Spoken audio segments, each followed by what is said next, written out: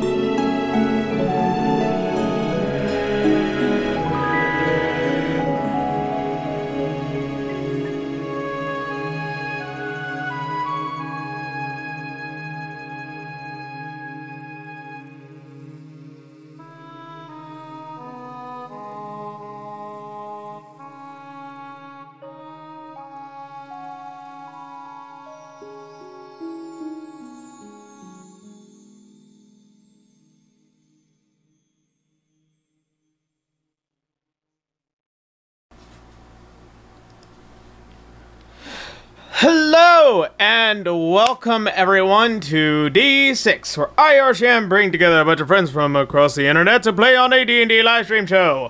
Before we get into tonight's endeavors, we gotta do our usual sponsor read, and then we will jump on into tonight's game. So first and foremost, I want to give a huge shout out to the wonderful people over at Elderwood Academy. If you guys do not know who Elderwood Academy is, I am relatively sure if you've been watching the show for a while, you do know who they are. But just in case you're new around here, they are wonderful people who make awesome dice peripherals like dice trays, dice towers, dice vaults, and also they do actually make dice, which is really, really cool.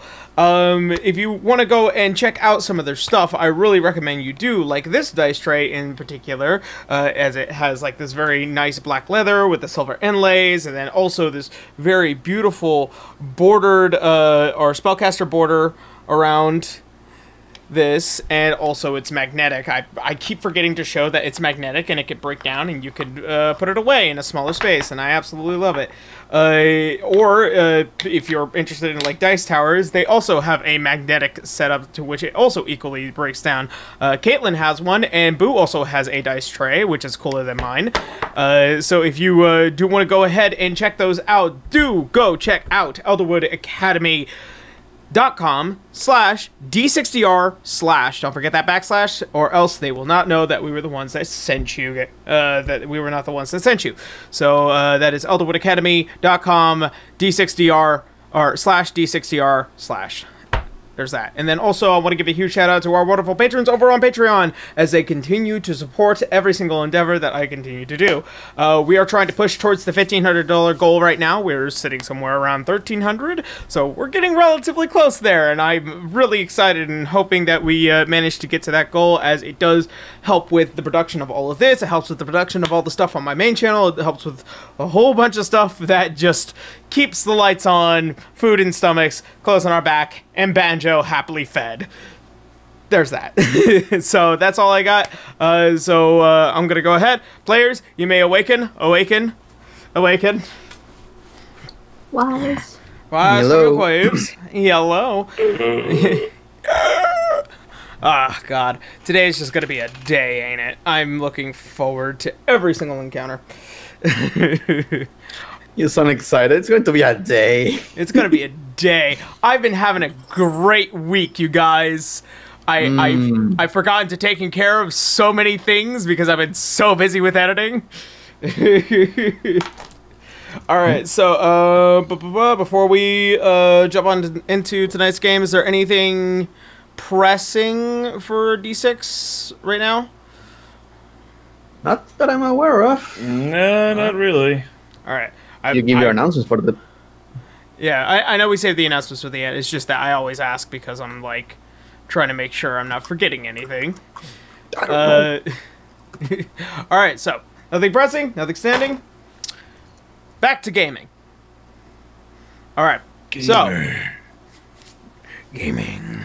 So, let's go ahead and jump on into tonight's game of D6. So, where we had last left off, as our adventurers had finally returned back from Yimnan, and also to search for a hopeful understanding of Daki's current circumstances, visited Vale and the Queen, who is also the leader of the Blood Hunters, a organization, a faction, and also a classification that helps remove much more darker forces by using said darker forces to keep things during the night peaceful. In doing so, in figuring out that Daki had a blood curse upon her mind, found that there would be a way to help Daki with removing this blood curse. However, it would take a great deal of time, and it would have to be done in a dream state, to which Daki accepted, placed herself within what is a cradle in hopes that, hopefully, the curse will be relieved. As such, you all decided that this would be the best time to separate and start taking care of things amongst yourselves. Everyone returning to their homeland, Garu to Drakavania, River to Lobondel, and Helena and Canis back to Aurario. All of which now beginning to seek out not just only answers, but also subsequently to seek out a means to hopefully putting to rest personal matters. Now, that being said, at the start of the call, I did say that we were gonna roll for initiative for the next 6 months. Yeah. God, So- can you imagine? Yeah, so, I'll just pull up this old combat tracker. Alright. Roll. Roll for initiative, Roll for time everyone. skip. Roll for initiative. Yeah, roll for time skip. Whose matter are we taking care of first? Well, I got a Yeah, natural I don't know. Let's find 20. out. So that's 2.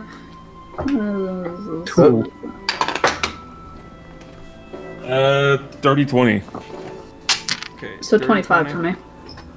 Oh my god. Why are we rolling good when it's this? Oh no. Oh, are we counting our dexterity? 1.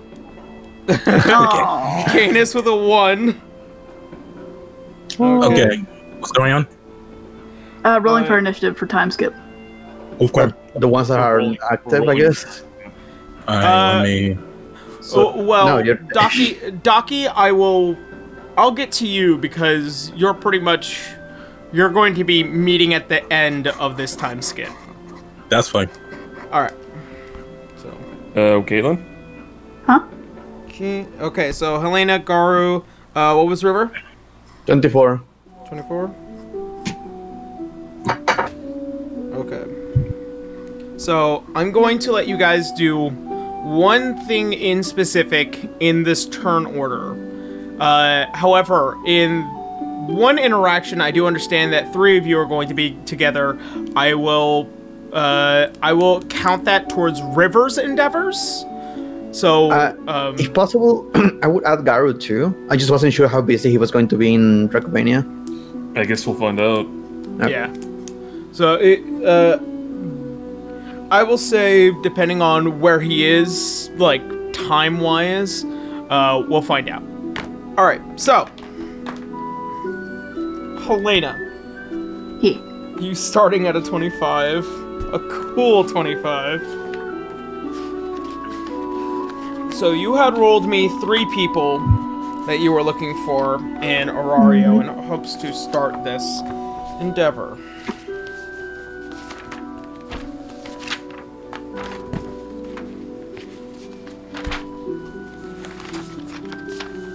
Pulling out my fantastical notes. Alright. So the first individual that you do meet, in searching around all of Aurario, is a rather young woman who, by this interaction, you had seen her recently get thrown out of a bar, who, after hearing a bunch of shouting of thievery and attempt at cheating in a card game, spitting on the ground, hopefully just trying to make back whatever she lost through the night. Go ahead and make a persuasion check. Okay. Here.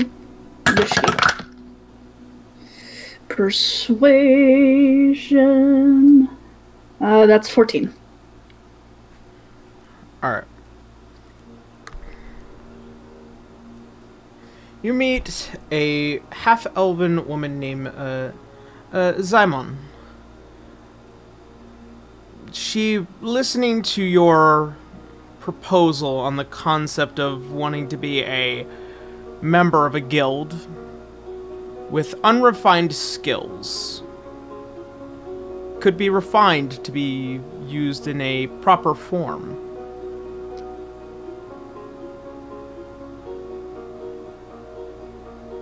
Seeing you as a well-dressed individual, especially as a high elf, she takes a liking to the concept of joining this guild.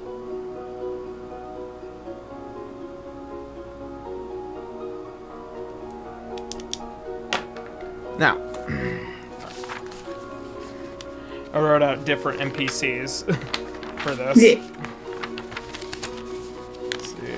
Ah. Another, as you are roaming through the streets of Ignavale, in hopes to looking for something a little bit more rougher and tougher. After hopefully trying to find the old ring that you had won your hand at, you end up coming across an individual, a very squalor but very large-looking individual. This half-orc, very greenish skin, broken tusk, and almost beaten near to hell. So go ahead and make a persuasion check. 10.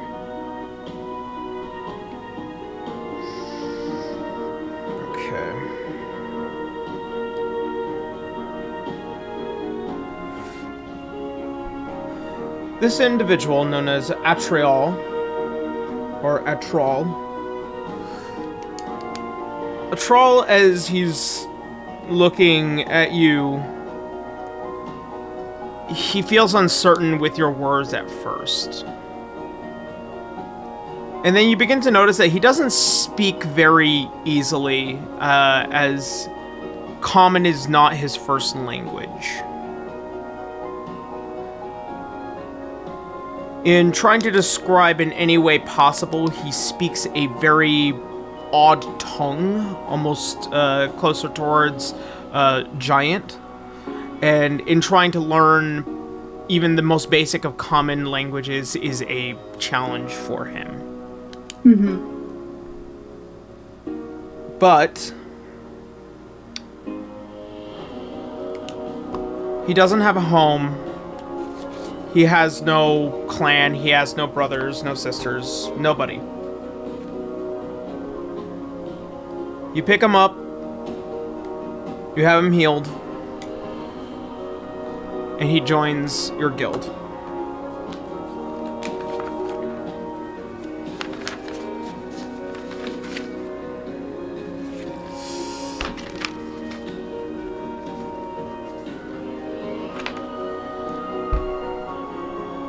The last one is a bit more interesting, as this individual, a young human male,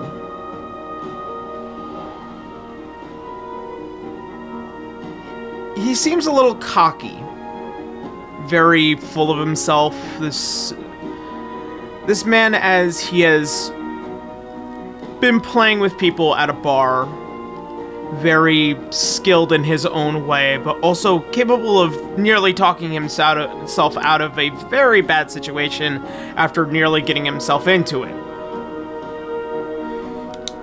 You meet a one Johann, so go ahead and make a persuasion check. 18.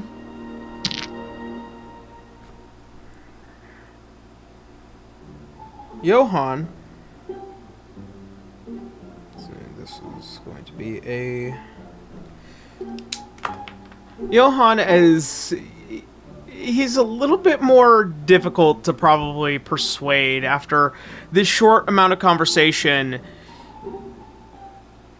He sees a vested interest. He's a traveler, but he doesn't really consider himself an adventurer. He likes drinking, he likes talking, he likes taking things without permission. But there's some kind of gleam, some kind of shine. You can almost kind of see the, not intent, but rather the, what's the, I'm trying to think of the word, potential. Mm-hmm. He does accept, but he's also, I guess, in some ways trying to charm his way around the conversation. But he does accept. Alright. She'll probably play that particular game along with him if he's gonna do that. Oh, yeah. Alright, so you find your first 3 members of a potential guild with no name. Yeah, I'll have to figure that out. Alright, so that will be Helena for now. River. What is up? you're up. So, in staring over and kind of taking care of what is the general effects and trying to maintain a brand new city. What is your intention?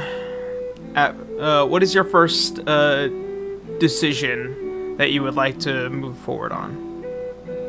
What would you like to do? In real life, I'm extremely dumb. I don't understand politics. I would just say the general idea of what she wants to do. Which is basically just start the restoration, as I mentioned like 10 times already. Yeah, I know that, but... Got the resources. Yeah. Make plans that people got compensated for the help.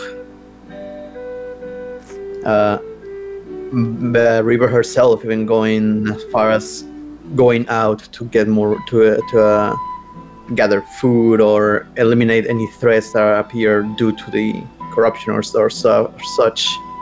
Help druids.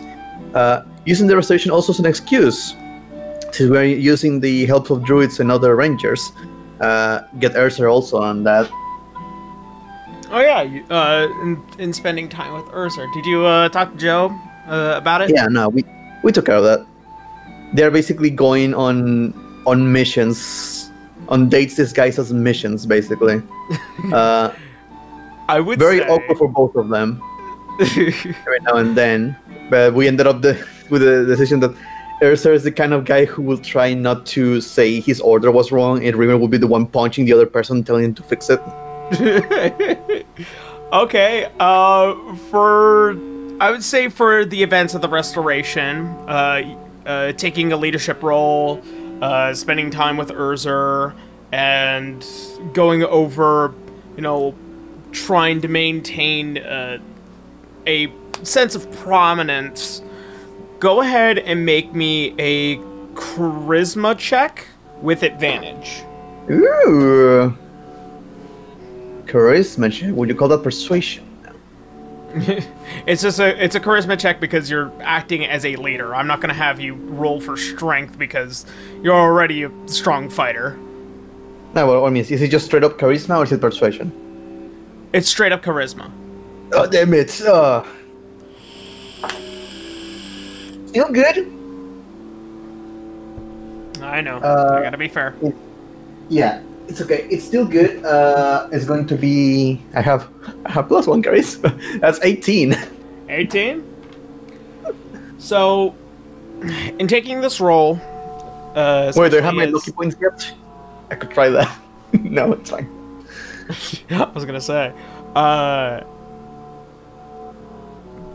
In this endeavor in trying to proceed onward with the restoration project, as well as in the actual active being within your community, organization, and being able to kind of lead everyone in the right direction, you, River Dustlake, make the active and more prominent effort to assisting and restoring Lowbondle to its heightened glory from its primer days.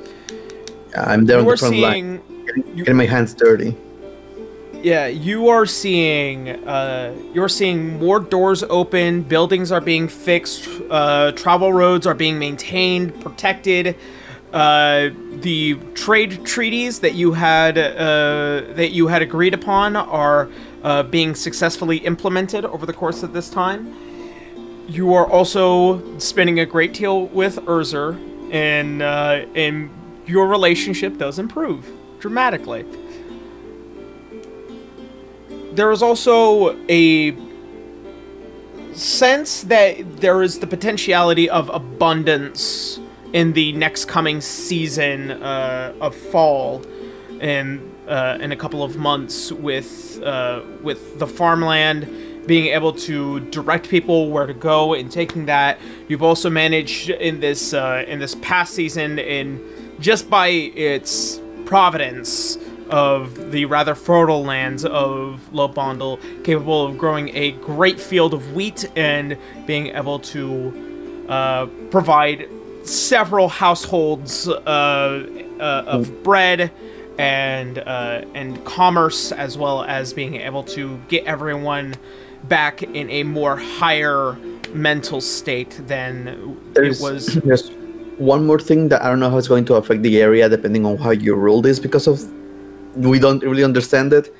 But also another reason for Escher to be there was that Truffles was helping regarding regeneration of the land. So I don't know how Truffles would affect the land. I have Truffles. I have something for Truffles technically. It's in an old dock. Because after a certain amount of negative energy that Truffles absorbs, it then transfers to basically creating like flowers and stuff like that. It was a very simple thing. But that was based off of a D100. So we're about to find out how big this boom gets. There it is.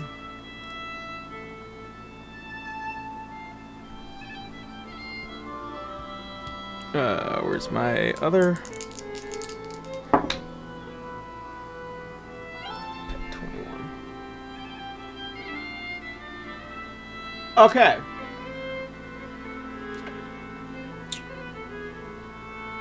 Basically, over the course of this, Truffles, generally speaking, day by day would create flowers just by laying down and exerting energy to the ground. This is due to a blessing of Melora. However, in light of many different occasions, both in travel, in missions, and in combat, has built up enough energy to basically create several different patches of land that are fertilized with special seeds, thus creating what is I would say a 10 by 10 foot patch of creating natural good berries. Nice. Protecting that area. God damn it. And since basically, technically, good berries are produced new every single day as a spell, these good berries can be harvested every day and are turned into special kinds of both drink, wine, and meads that basically you can accumulate to a single health potion with enough of these things. It takes a bit of a harvest to do it, but one bush create one basic healing potion. And after, I will go ahead and roll a... Get some alchemy trade going. So far, only 3 of these patches now exist. 3 patches of good berries. So, 1 patch, 1 potion of healing, or you could just get like a bunch of these patches and just make a bunch of random drinks that taste really good.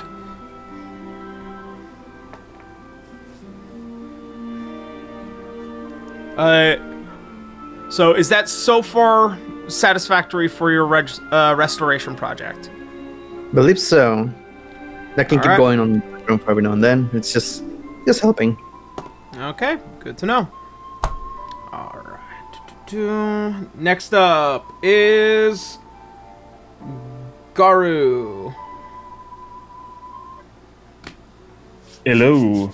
Yes. Alright. So, over the course of these next several months, in one of the options, you have already found 2 individuals that have been brought to your attention has looking for members of the Grimwalk family. Where else in location do you desire to find them? Well, there's pretty much one more place left that we currently know of, so until we can find some more, like, openly, then I'm gonna go towards the south of the Sheer Plains, where Ostark Grimwalk is. If I got the name right.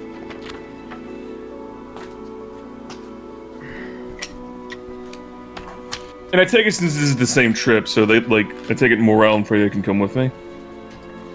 Morale can most certainly come with you in this endeavor. As Morale's a little bit more, I haven't seen the daylight in so long. Well, I have good news for you. We're going on a road trip. Or an air trip, I suppose. Fantastic! And we have one more stop to go on. Let's see. Wait, isn't Ostark the one you met in Hollingrad? No, that was Freya. Okay. That's what I was asking. Because I figured, like, we were just going on that first trip from last week to, like, do 3 out of 3, so I figured we just, like, bring the rest of them along since we're, like, already out there on the road trip, so... Or would I have to go back to Dracovania, drop them off, and then, like, go to Ostark then? Alright, so, in light of that, you're bringing Freya with you.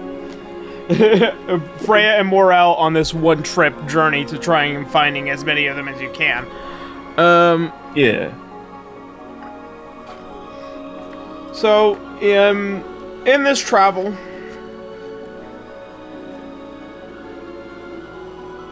you do manage to find an individual known as Ostark.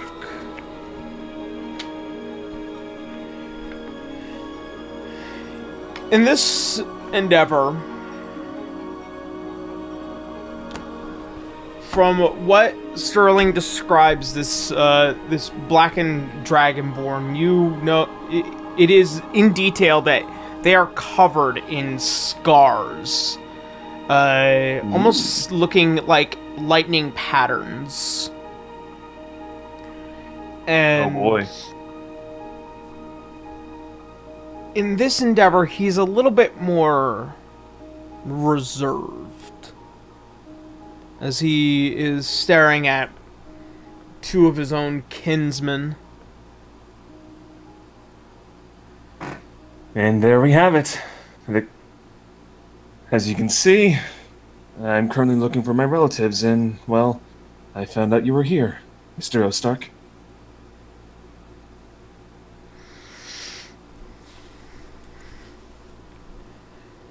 There is of no desire of me wanting to rejoin back to that filthy monarchy that currently runs the Dracovanian army. Well, funny you should say that. I've actually gotten quite along with the current general, and we're currently making amends. There's going to be lots of changes from this point onward. So any qualms that you have with the Dracovania as it is, we can change them.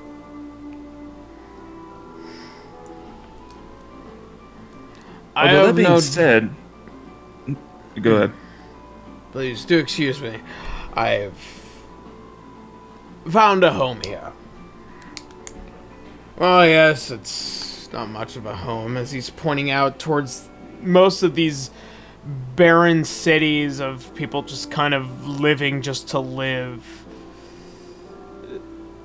This place is his, and he's kind of made good on keeping things in check. I like this place. I've been left alone for quite a little time. But I'll tell you this. The sooner you can figure out how to handle the initial issue that we all seemingly have together, due to the nature of this blood curse, the sooner I'll say yes. How does that sound? That sounds perfectly fair. I've already come across one of my relatives with the same disposition. Although, that being said, I'm curious, what is the nature of your curse?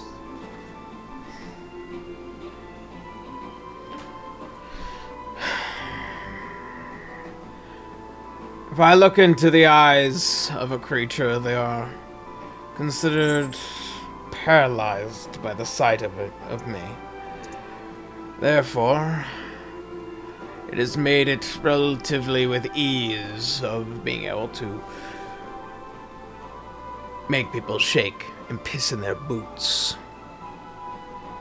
I can definitely see that.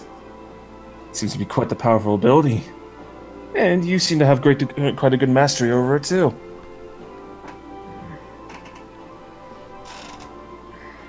Tell me, could you tell me more about your history back in Dracovania? I want to know more about you before I have to say goodbye for now. Well, I never relatively got along with many of the locals. I always considered myself to be a skilled fighter. It wasn't until I was passed up for the plausible promotion of general, where all those hellish red dragonborn always get what they want, I find myself in need of having proper leadership. I find myself capable of that leadership. I definitely don't doubt it. Someone of your insight could be a great use to Dracovania. It would be good to get a little bit of variety in. Although, that being said, I do have one more proposition, if you'd be interested. Do tell. Well, you said you're not particularly fond of the current leadership in the army, aren't you? And you feel like you can do a better job. Is that correct? Yeah. Well then, why don't we prove it? I'll concede to the original deal, leaving you here until we can take care of our curse, but why not roll back into town and show them just how better than the Reds you are, huh?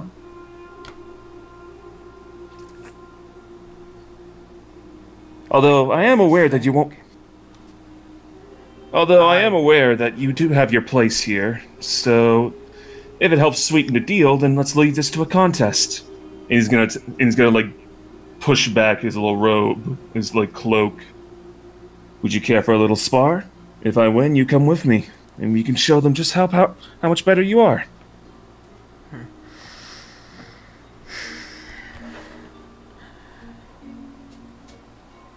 Think me not a coward if I decline. But I like the way you think.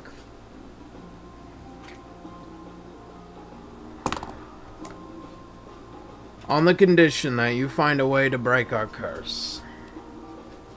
Oh, trust me. That's already being taken care of. I know how and where to do it. Then upon completion, I will accept.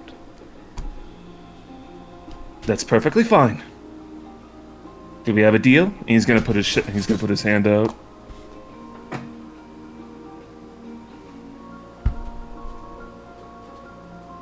Deal.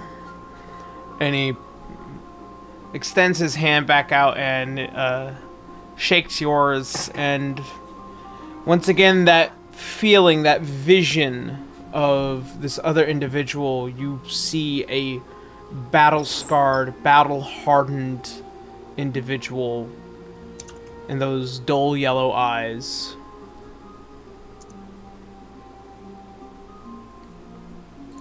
Uh-oh. Very well then. We lost well then, O Stark. I'll leave you to your business. Oh, uh-oh. Yeah, no. Di's internet went out. Yep. Ripperoni. Anyways. Boy, I've been there. Well then, O Stark. I'll respectfully leave you to your business, though feel free to write, and if you ever wish to come by for a visit, I'll happily make some space for you. Space for everyone, so don't be a stranger, alright? Alright, well, Garu. See you then. Farewell! And then I guess we're just gonna, like, end the road trip there and head back home. Okay. And as he's talking to the others, well, I guess 2 out of 3 isn't so bad. It's a start, isn't it? Well, you do have me, and... Granny? I suppose. I may be old, but I'll get you, kid. Yeah, we still kind of have to figure out who belongs to who, but we'll figure that out once we get more Grimwalks on our side. But either way, I'm delighted to have you both on my side. Yes, it's be a very interesting interaction. Well, to the future of the Grimwalks, I suppose. To the future and beyond. He's gonna, like, do a little cheer of, like, a little fucking cup or something. Do they have cups? Upon you guys traveling, I would assume by ship at this point. Oh, yeah. You traveling by ship, you guys are achieving a level of non-sobriety. Okay. As the old lady is kind of just working away at something at her own pace. Seemingly, it does have shinies and golds to her, especially as to the way that Sterling describes it. Yeah. Shinies and golds and diamonds and emeralds. Oh, my pretties. Oh, my pretties. What is she, the leprechaun? What is this? You'll never find me pots of gold! She's an old fucking Dragonborn, and old Dragonborns, either when they grow old, they grow tired, or they grow old and get crazy. This one was underground for nearly 20 years. Boy, that's a mood. Alright, so, I will consider that Garu's endeavor as you travel back to Dracovania. Next up. For now. Canis. Yeah. So.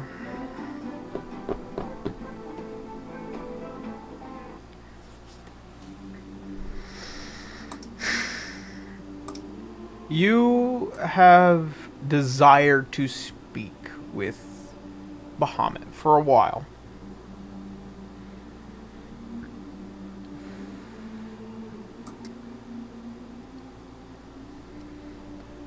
As you have persistently returned back to the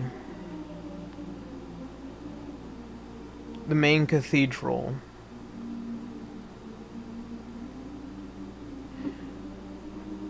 it is a while until you fully recognize that because of the divine gates, it's very difficult for gods to come down to us on this plane.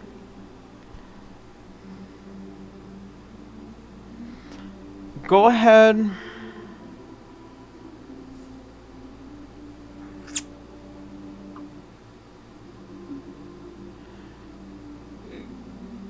Go ahead and make me a charisma check. Okay.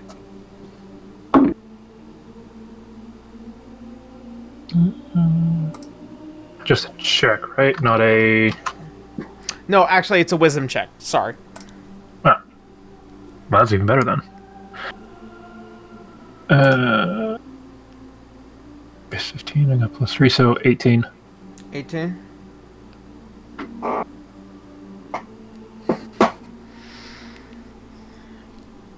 Upon one night, in returning home and trying to find some rest, leaning back, you shut your eyes for a moment before you are encapsulated by the almost physical act of being pulled. Your body hovering over cascading mountains and waterfalls.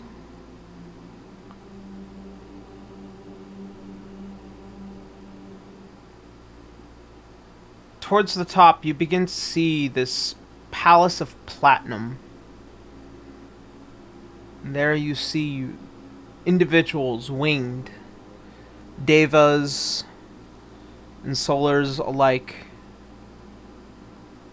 passing through the planes of existence as they walk upon the wheel of this universe. As almost like a small string is pulling you. It's not light, it's not violent, but it's drifting you through.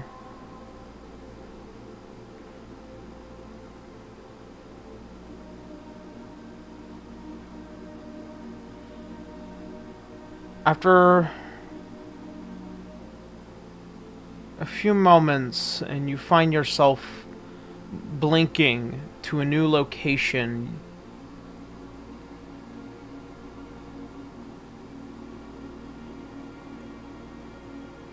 there is one space that almost seemingly encapsulate the true presence of the Emperor of Platinum.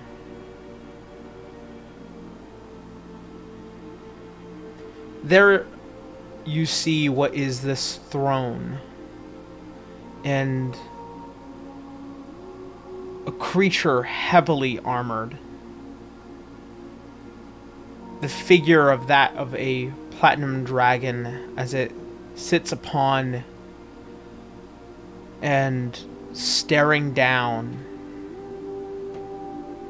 A face unable to be seen as it is armored as well.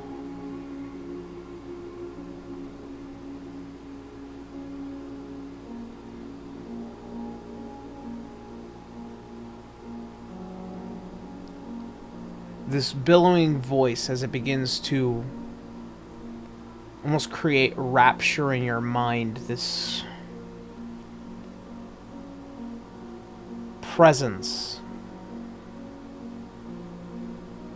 the voice roaring out from this armor set.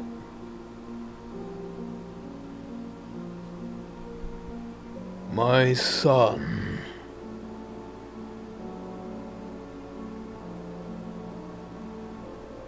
You call.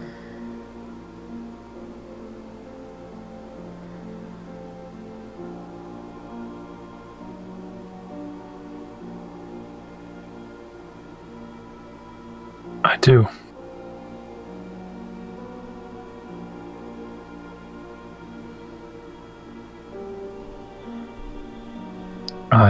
I need help.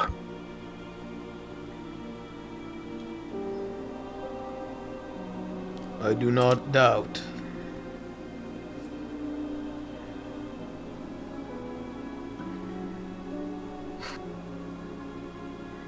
I need to know how to deal with the Lemurian.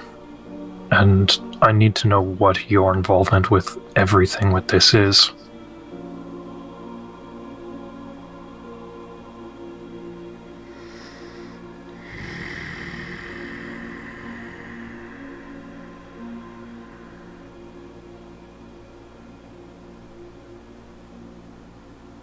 Lumerian was a mistake. Creation that had begotten concern, paranoia, and destruction.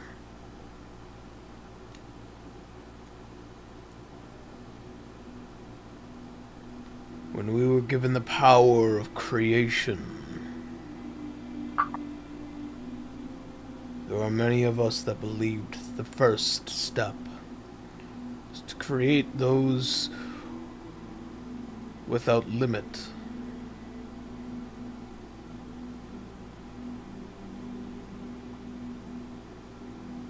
However,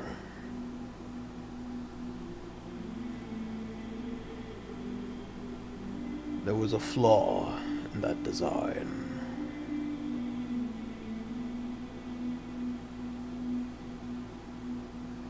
We realized when it became prevalent that they were capable of bending the world in ways that they shouldn't have.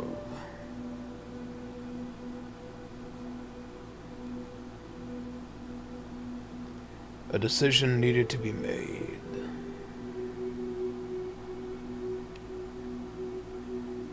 The Feyvelmach was bound to happen in one way or another. While we gave them a promise, it was not one we realized we needed to keep.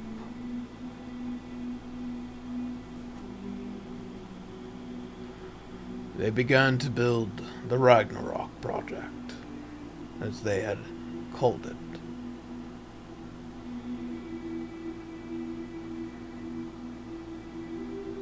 The power to open every gate, to pass through any plane of existence. This device was dangerous.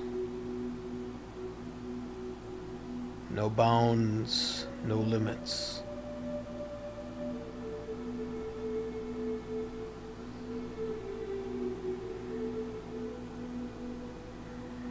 We realized that this mistake was the first. Roya, who had sought the idea that this was an act of love to us, was really a means of destruction.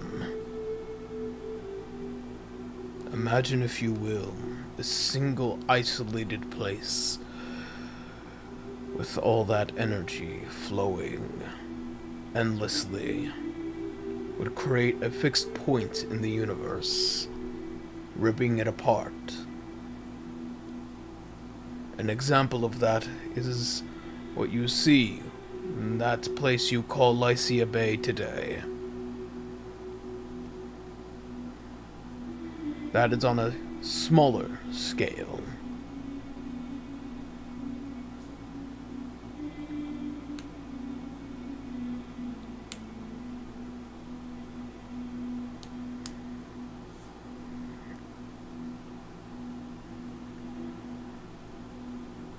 When we found out that Vecna had tried to achieve the upper echelons of godhood, we saw it both as a curse and a blessing. True, Vecna needed to be stopped, but true, Lumeria needed to fall as well. And thus, when we were prayed to, we did nothing.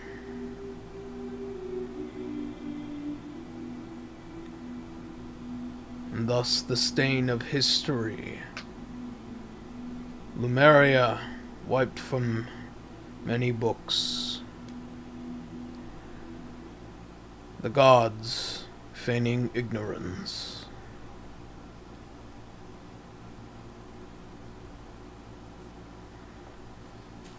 The greatest mistake I have ever made.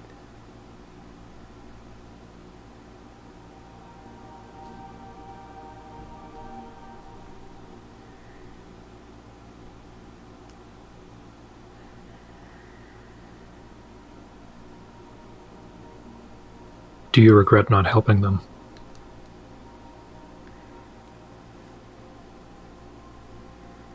It is a complicated matter. If we did, they would have created the Ragnarok. thus opening every gate, and thus potentially sending the world into turmoil, destruction, and eventually entropy.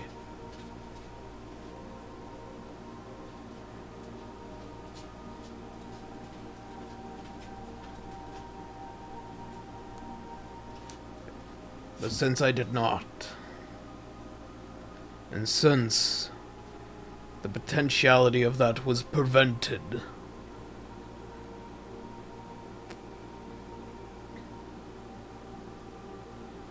this old heart still reels.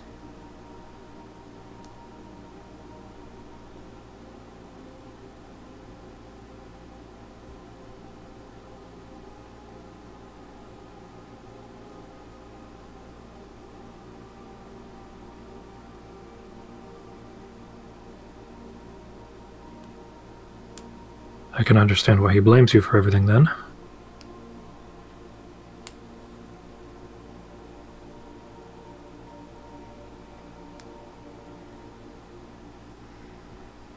It is now due to my failure that he seeks to destroy.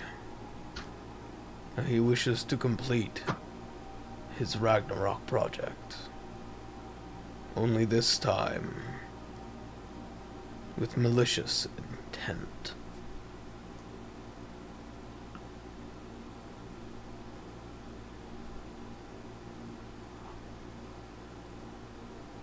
Do you know how to stop him?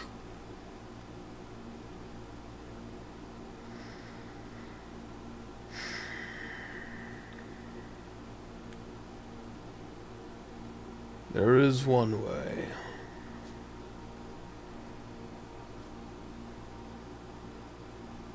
Before our time, there was the two gods of order and chaos. Their conflictions had chained each other down to their own realms as a means to preventing further destruction, imbalance.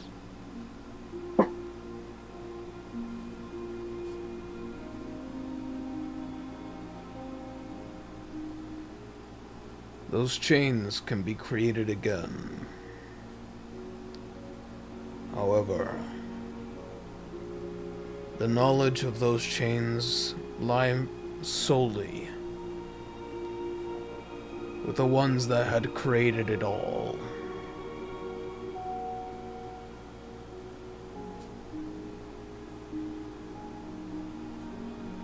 The peace will lie below the earth, and from there, you will seek out the light,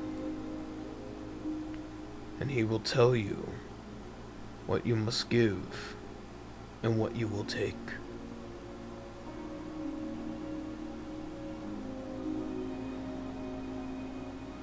Unfortunately, I cannot tell you exactly how, but I can tell you where to start.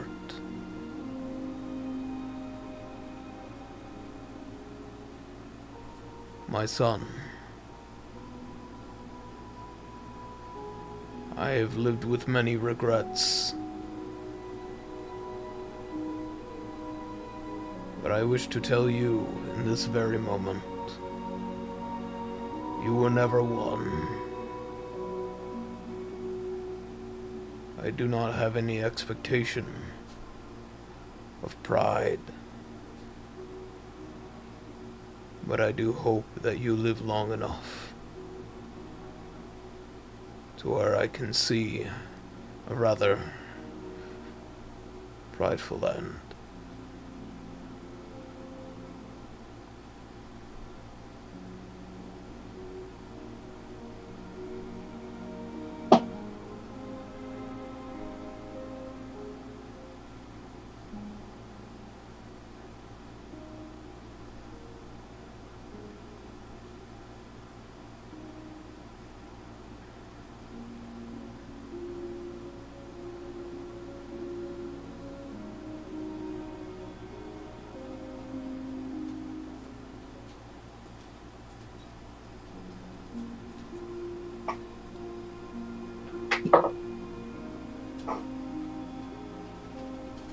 Is there anything else that you can tell me?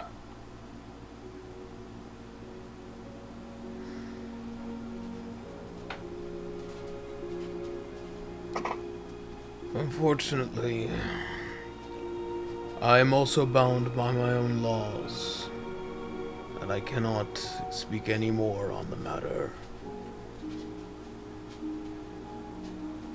As I said, seek below the earth, and you will find them. Another of the primordial dragons that we've met before.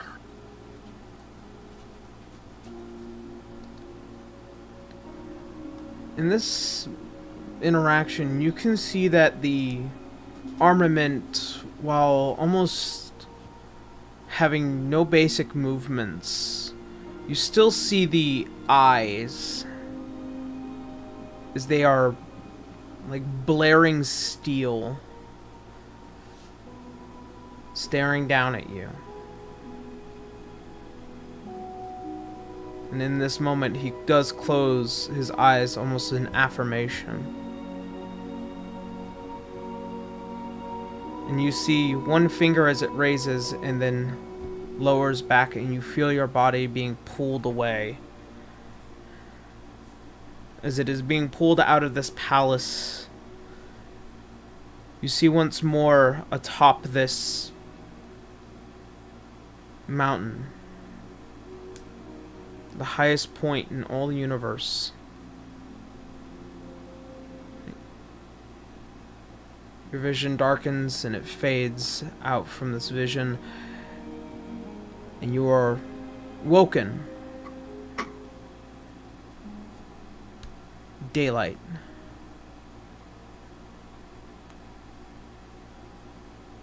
And there's something in your hand.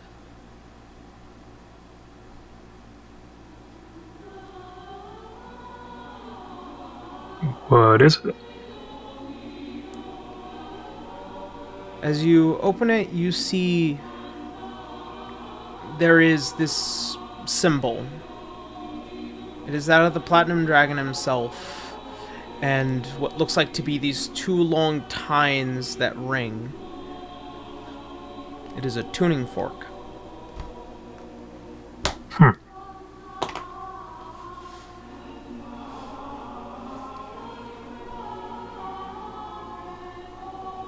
He'll tap it against something. There's a very beautiful ring to it.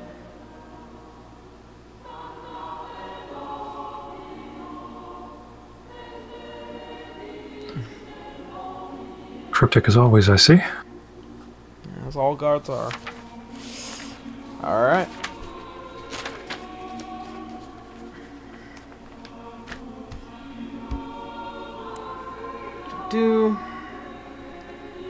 Alright. So, I'm gonna go another round. After which, we will then come to Docky's End. That's dumb. You're dumb. That's so stupid. Why are you so stupid? Alright. Helena. E. By assistance with Canis, you spend the next few months trying to come up with a name, find a way to properly build your guild in a very,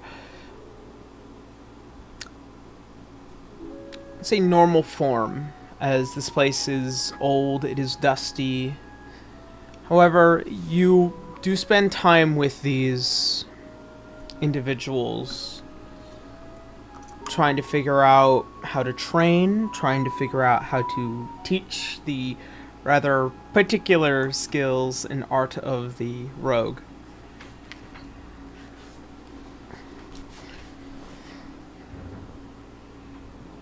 In doing so, they pick up quickly.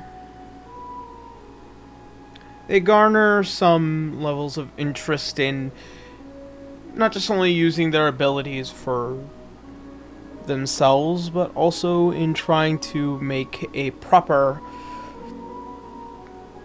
and well-respected guild.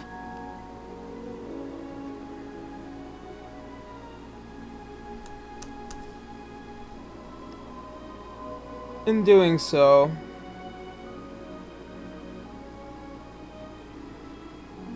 at a certain point, you are met with an individual. A rather familiar individual to Canis, as this individual has come to meet you himself. He is known as Hassan, leader of the Eclipse Eye. Not good.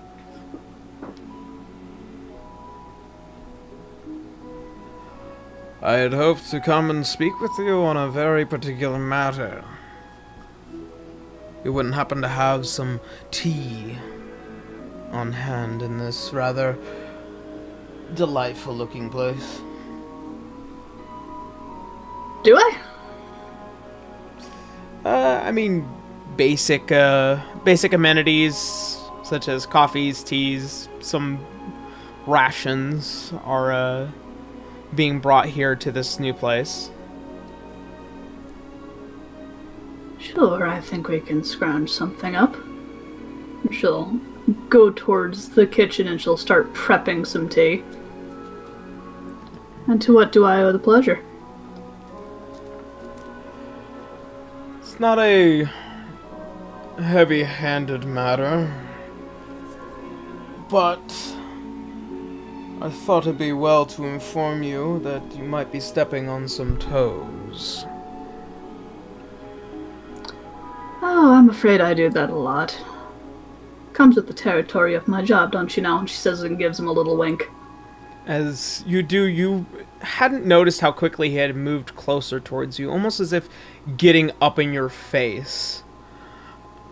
I came to inform you that you're stepping on my toes.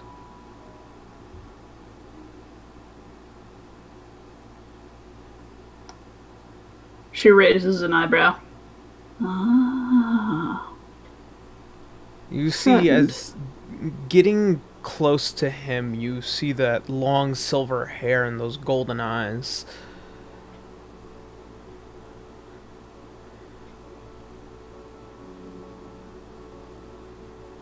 I try to maintain a very particular monopoly over this city.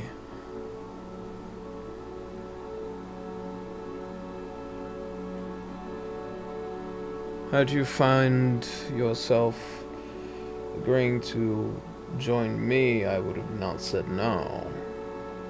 But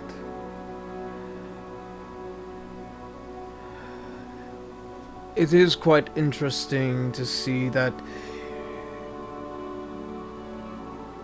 you can do whatever it is you think you like.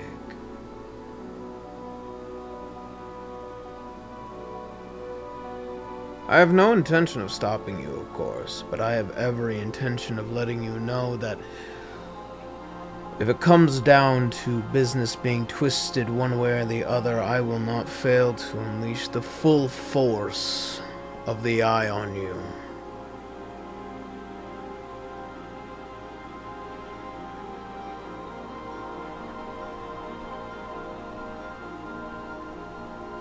He smiles a little bit. I do welcome a little bit of competition, yes. Really, I'm not terribly surprised at this little visit anyway.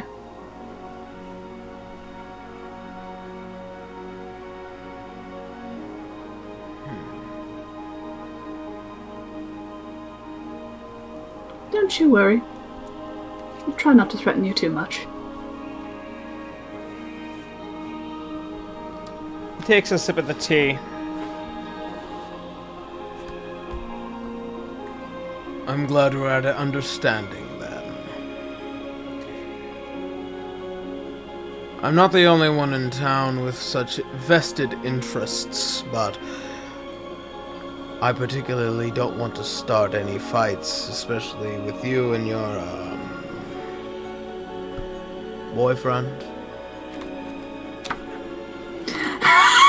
You see Helena's smile slowly grow. She doesn't really answer, though. Expected as much. Which reminds me, I still gotta come back and have him pay in full what he owes me. Sooner or later. I heard about that. Do you have any particular ideas? None I'd be willing to say to you. You see, as he finishes the rest of the tea. Well then, good luck with the... whatever this is. Before he exits out, and you see several different hands as they are providing towards this one individual a means of potential defense.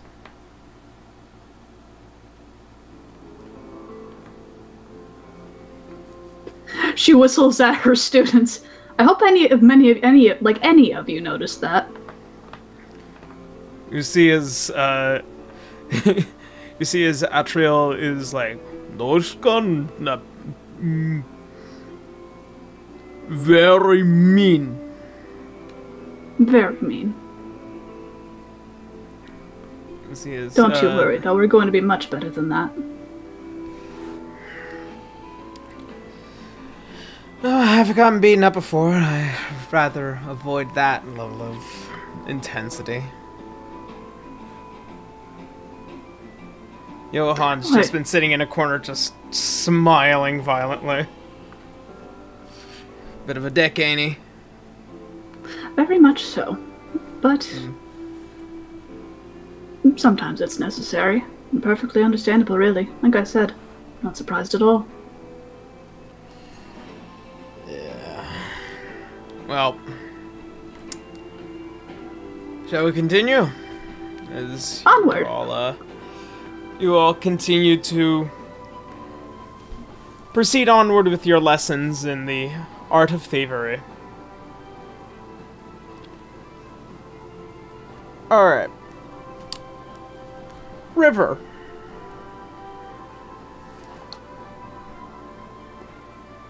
Let's see. Right, I forgot to admit. There we go. Yep, you're doing great. Don't worry.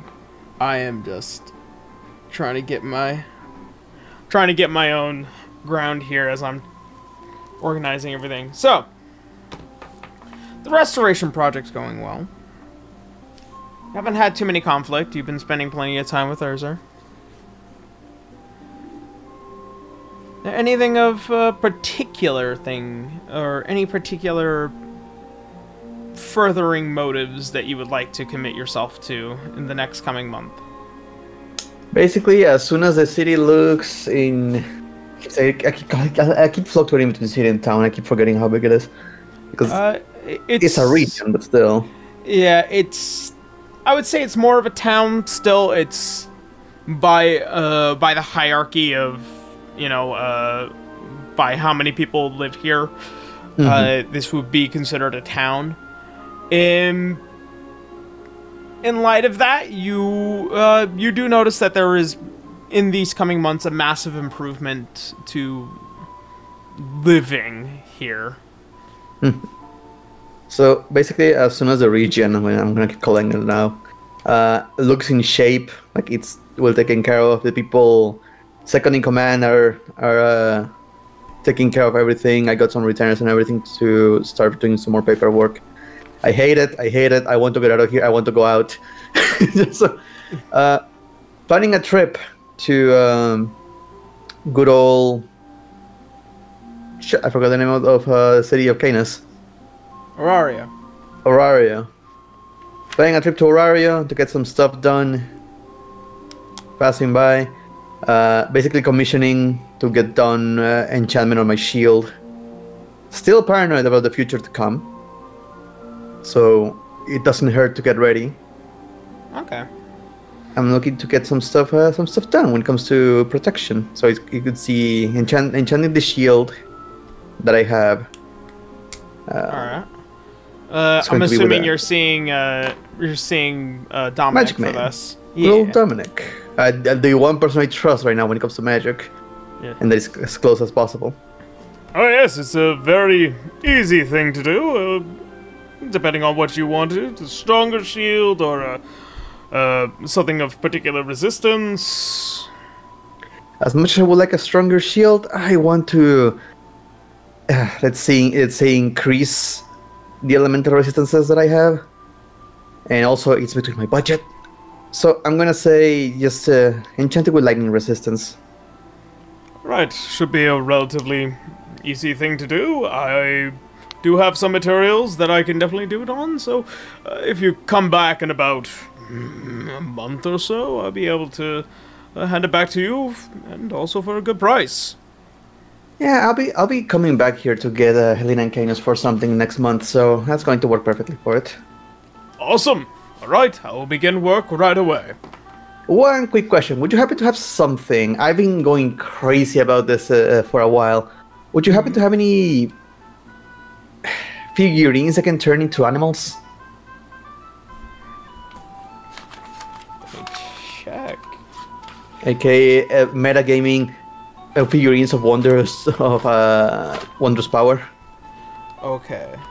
Because I've been thinking of getting a mount or of an animal companion, but I don't want to have to deal with an animal companion. So getting an item that just turns into one works great. Figures.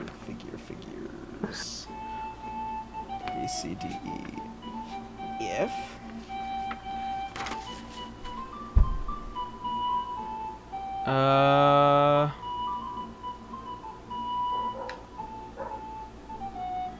See. I don't think he does. Just checking.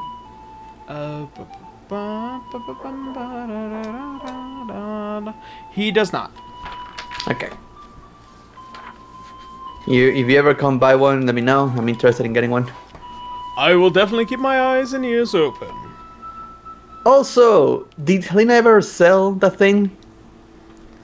Yeah, Dragon's Helena, Tear? did you ever sell the thing? I haven't seen any money come through. Dominic would say yes, but after that, you'd have to ask Helena.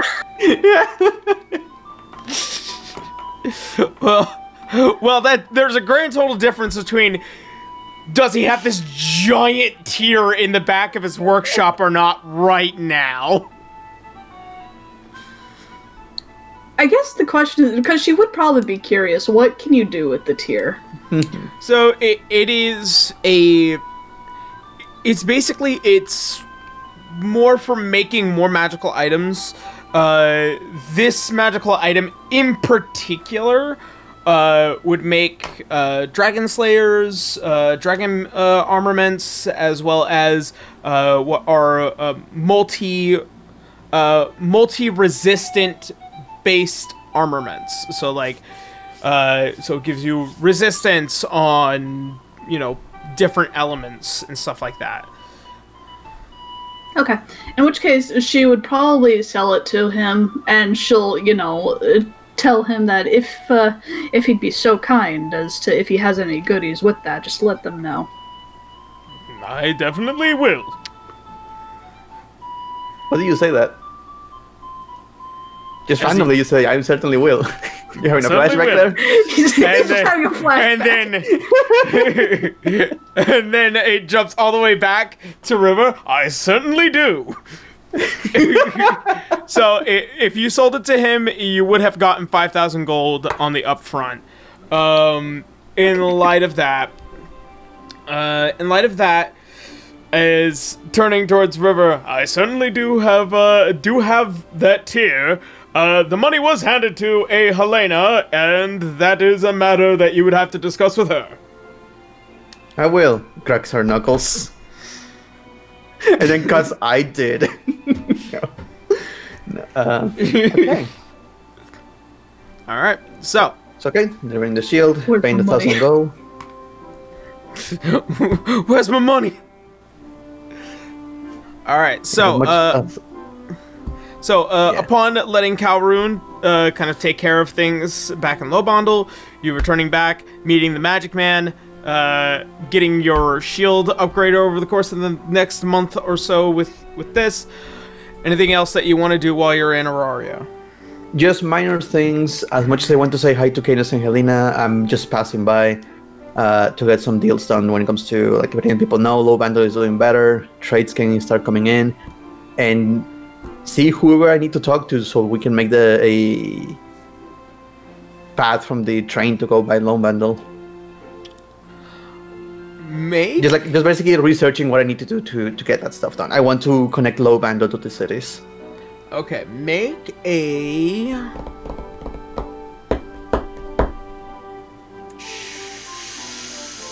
I'm gonna say make a... Persuasion? I would say persuasion, yeah. Yes. Because you would have to be talking to some very notable officials in order to be doing this. Huh. I'm gonna use a luck point. Good to know. Okay, that's better. Persuasion is going to be a 27. 27. Okay. After invoking your name... I own Horario now. No. After invoking your name in hopes that you can have a conversation with some of the upper echelons here within the inner circle, you do manage to find the Hall of Research and Development, as they are technically the ones that are running the trains around here, because the Cores of Arcanum are basically the power source of the engines. In discussion, you do manage to actually find somebody willing to have this conversation with you. However, there is a matter at hand, as building train tracks is not the hard part.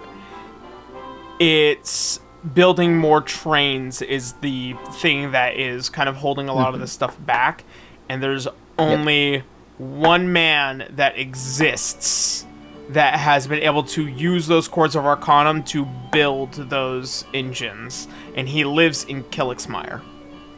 Son of a bitch. Yeah. Can't we get some gnomes on this? So the invitation is written for you to go and discuss with having another one built, so that way you can begin the production of tracks running through Low Bondle. It would take a majority of a year in order for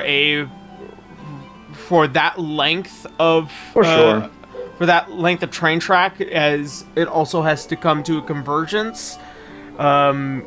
Going towards Kilixmire, Vale, and then also Orkani, as that whole train system runs all the way through. But yeah, you get an invitation, you just have to get a engine commissioned and then subsequently do the paperwork for that. Yeah, just looking for the budget and everything that needs to get done. I know it's going to take a while. Yep. And also, I'm going to save myself some money by stealing an airship, so... Yeah, okay. that money can go to the train. Alright. Well, I guess that sounds good. Good with that. Are you satisfied? I believe so. I'm going to assume doing all those meetings and everything will take the month. So to come here, get all that stuff done, and then go back. Alright, sounds good. Well, not the entire month, but just enough for me to go back and get everything started. You know what I mean. Yeah. It's a business trip. Yeah. Doing official shit, you know. Yeah. All right. So. Also, I don't know where Helena's building is, so I can't say hi. I mean, you could always return to the Metilius household. Yeah. I was gonna say she probably still hovers around Canis's house. Mooches. What if I go there and they're fucking? No, that's too awkward. No, but I don't know. Are you probably... two fucking? I don't think so. That would be up to Canis, really. Yeah, probably not. But she does at least still hover around there and bother him. She needs to mooch over some funds in case of an emergency. All money is. This is like, Canis, Hassan's bullying me. I guess. Does it Actually, no. I affect me in guess any way? if I were to find myself with some free time, I would go to Canis's home, to Matthias' household, to let him know how things have been going, and that I'm going to request their help in the next month. Woo! Pirates. Pirates. Also, she wouldn't whine that he was bullying, but she would tell him at the very least. Alright. Okay. So, You got some crips. alright. So, Also, what money? What the fuck are you doing on money? I want money, Elena. money. Why do I owe you money? Oh, you little turd. If she does visit, she'll just throw the 1,000 at her. Yeah, that's kind of goes instantly to the shield. I'll just say, just for ease's sake, just everybody add 1,000 gold. Hey! Sent by mail. You all receive a box of gold. The Queen of Vale's all like, who the fuck is this for? Me All right. now. All right, she's comatose. Just put the coins over her eyes. Oh, She's not dead. Yeah. I'm not dead. Well, where else are you gonna put them, huh? There's a box laying around. Alright, so, River being satisfied, Garu, you're up. Alright, I take it for the next month or so. Garo is just generally like, first off, he's gonna drop everyone off there, get them all accustomed, and over the next month or so, he's gonna look into more locations of other Grimwalks and mostly get around to rebuild, adding more stuff to the house, like getting retainers, improving reputation, all that sort of stuff. Okay. In an act of leadership and trying to improve the reputation and also getting people more comfortable, I'm going to go ahead and have you make a charisma check. Okie dokie. Does the pocket twin give me advantage? Considering that this is, well, I'll say yes. I mean, you did mention it before. I will. Okay. I will say yes because you are getting a lot of help in doing this, and this is also with the assistance of the king as well. So it is. Yeah. It is within everyone's best interest. Okie dokie. First one is going to be 17 plus charisma, right? Yep. Okay, so that's plus 0, so I got 17. 17. All right. Yep. There is, of course, when it comes to a situation like this, Grimwalks having, bad blood with the rest of the Dracovanian community. There's also the matter of, politics and the general bullshit of dealing with the intergovernment of this rather massive kingdom. It does take a bit of hard work. And also, this includes you going on missions, having conversations with various other households within the Dragonborn community, and also, doing work in favor with the king. It doesn't take too long. But, while people are very tentative, your tenacity in trying to rebuild with this community does massively improve the communication of figuring out where to start, figuring out how to fix the matter with the curse, and then also repairing the broken bones, if you will, of what had happened in its initial design here. Yeah, and how are the others handling it too? I mean, morale's just having a day. However, Freya is more tentative, as they are a far more not very confident individual, but in many different occasions, both creating ability and their healing, if not disease-causing ability, has contributed to a more positive standard in trying to get things well engaged. However, in Aaliyah's current circumstances, she is still very persuaded by her own self-confidence, and also due to her ability is the reason why she doesn't really like going out much. She doesn't cause any negative effects towards anyone else, though, as it's seemingly each Grimwalk, even if they see each other in each other's eyes, they are unaffected by the curses. Okay, cool. Yeah. So I just take it to have like regular dinners at the family table. Yeah. The fucking David Lynch fucking long like dinner table or something like that. Yeah. It's just like, how you guys doing over there? How is your steak? And then just see Freya just slowly and very politely consuming, and then Aaliyah just being a normal person. She's the most same one out of all of them. Yeah. And would it be possible to get some retainers to help around with the house or something like that, and just generally escort everyone around the city since they are like nobles and shit? I mean, like what does he have to do to get their assistance or something, or like make some hirings? You already had the initial assistance of Sterling, and Sterling kind of organizing all the paperwork and being able to get everyone in the right direction, especially when it comes to you and the rather rebuilding of your house. There is a matter of, of course, one person in particular who could just turn people to fucking stone, and then also now with two more people who one can give you a fucking disease, and the other one is crazy. That's fair. That's fair. Yeah.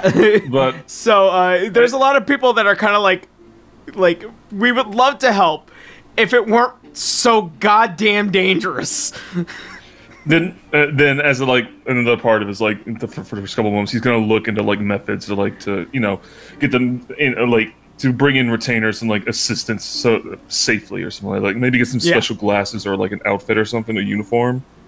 Yeah, I mean, so far in trying to R&D some specs, especially from Freya's end, there is in development a opaque, extremely dark, extremely opaque spectacles, but that's as far as that goes. Also, need you.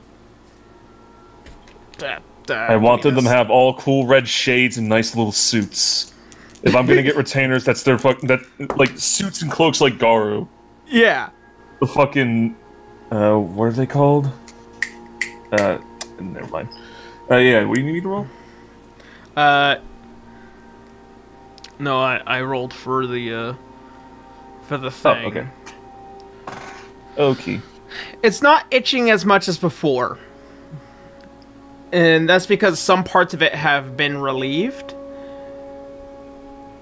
But also, you're noticing that the slight hum in the ring of the orb that sits on the back of all your tendrils is not becoming dull, but almost uniform. Almost as if the sound is not coming from it, but coming from you. Almost as if it's beginning to fuse with your essence. Hey, Sterling, do you hear that weird ringing? I mean, it's very light, but not as loud as it used to be. It's also strange.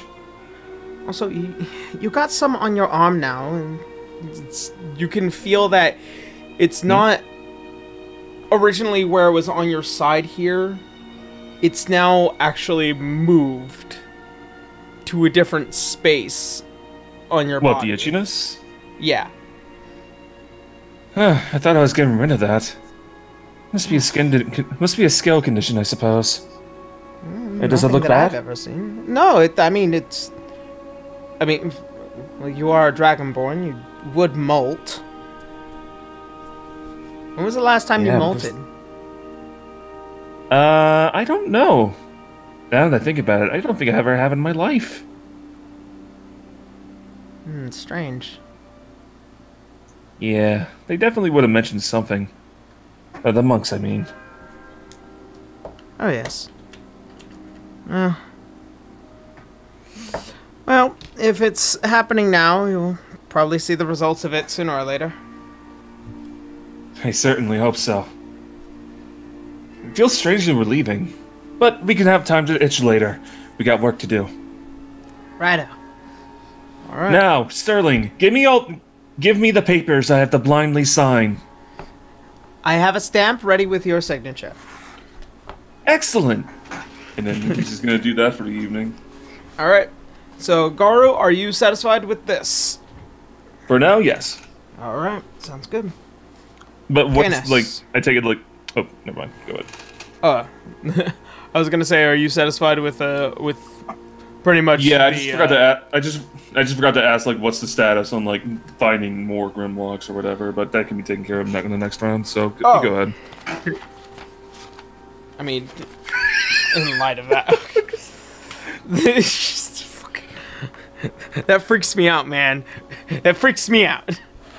He's wearing a little hoodie. Look at him. It's a little hoodie of himself. Alright, here, actually, I can tell you. Oh, you are roboting super hard. Oh, me? You're roboting and you're frozen. Yep. Uh-oh. Uh-oh. Shit broke. How's it look, chat? The stream looks like it's fine. Yeah, like, I know I'm fine. Maybe Although try your disconnect. microphone and camera are both fucked right now. That's Also, we weird. just got rated by Bromad the Nomad. Oh, hey, Brian. Hey! No, I Thank you, would go. Bromad. Thank you, Bromad. Hello! Hi, I totally didn't realize I wasn't muted. I was muted. Shut up. No. Thank you, Shut up. Bromad. No. Yeah, yeah, try disconnecting and reconnecting from the call. Yeah.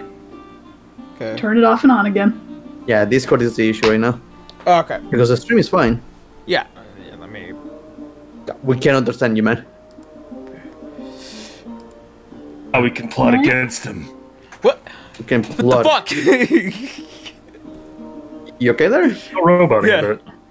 Still? What is? Hold on. Here, Yeah. hold on. Let's try this. Let's Hold on, let's hold on, restart the hold on, call.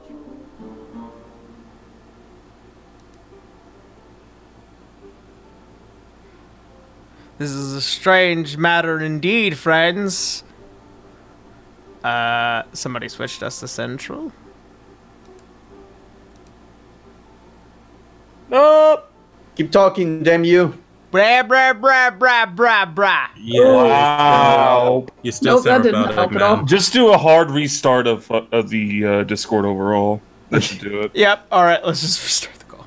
Just restart the Technical call. difficulties. Technical Technical difficulties. Yay. Have to wait for all of them to leave the call. Yeah. Stream's coming out fine. What the...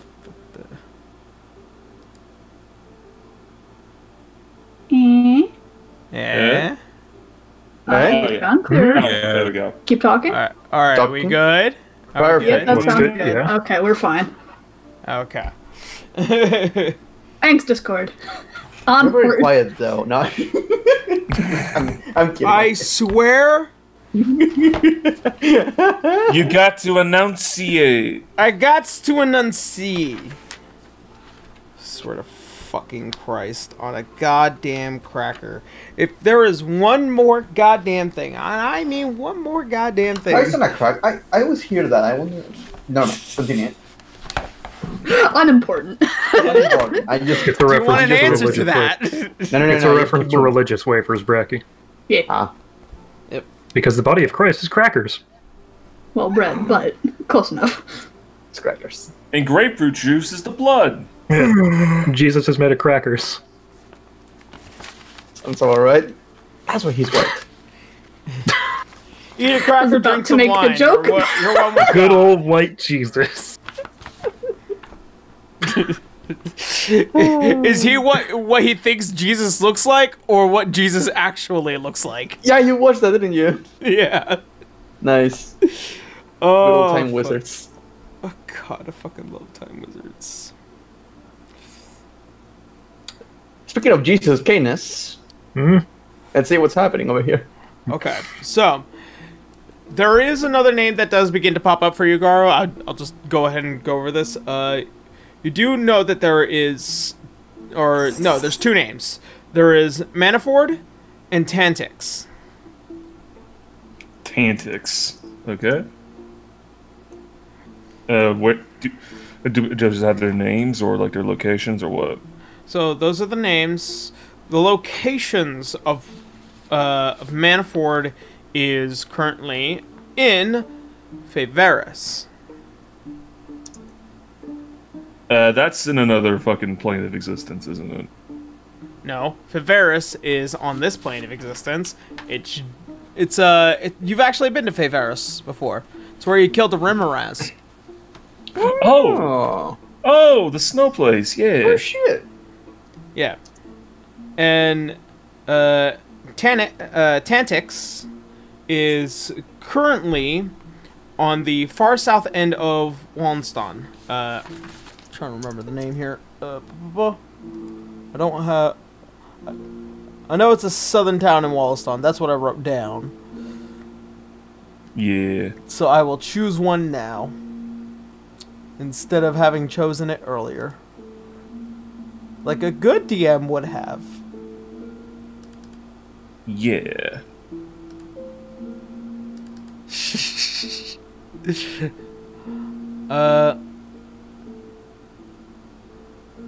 see. Rithro Swamp. Rithro Swamp.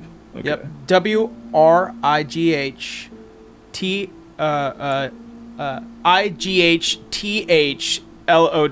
Rithro Swamp. That's a fucking hell of a name, but okay. Yep. Okay, so instead of acting on it now, Gar's is gonna wait until we get more information so that he can do like an overall like road trip.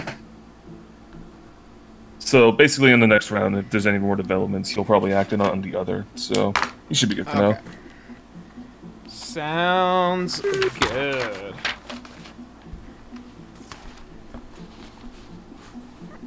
Alright, so that being that, where is... Ah, here we are. Next up, Canis. Yeah. Anything that you would like to do over the course of the next couple of months? There are a few options for you, should you so desire. How many months you got? At this point, you probably, you guys probably have about another 2 months, left over. Aside from the escapade that you, River, and Helena, and possibly Garu will be going on.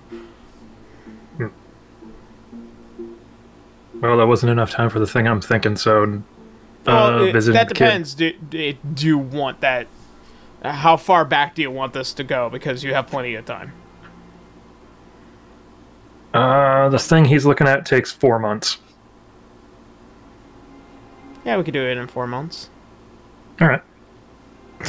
I know what you're talking about, too. Mm-hmm.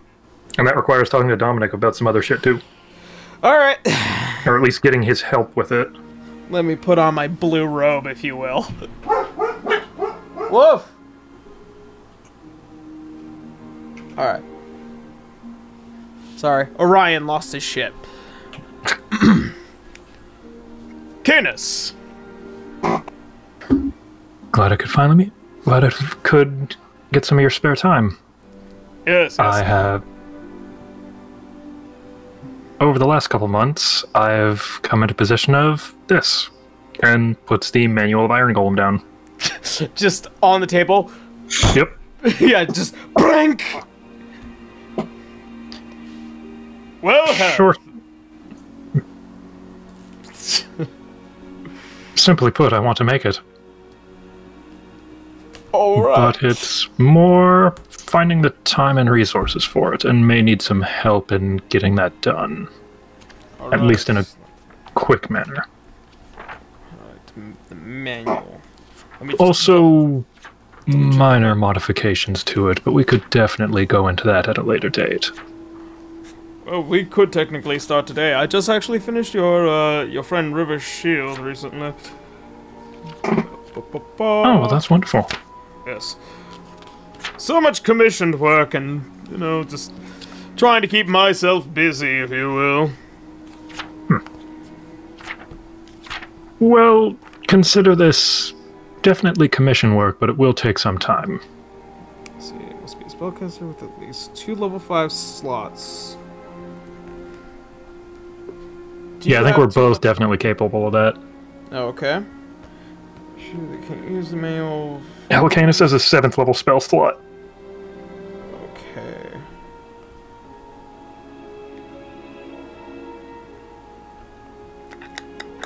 Creature that. Let's see. You spend time shown. That's 120 days. Yeah. So purchase the supplies. Once you finish creating the golem, the book is consumed in eldritch flames. The golem becomes.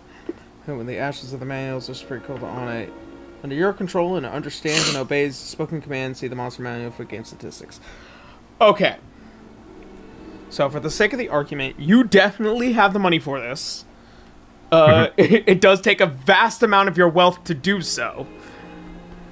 But you have the money to do this. Comparative to, you know, commissioning a fucking airship. So, there's that.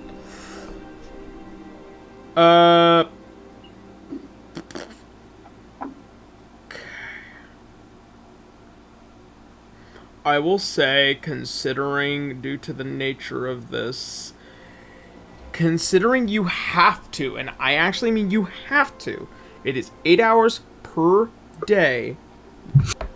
Like, you legitimately have to work on this every day. You have to make the decision on whether or not you're going to be going with River on the escapade of pirates.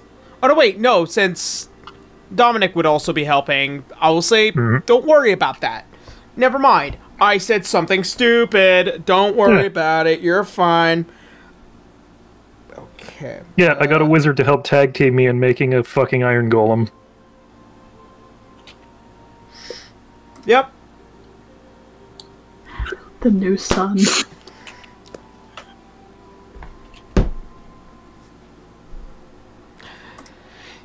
You... And River wanting a little figurine. Fucking peasant.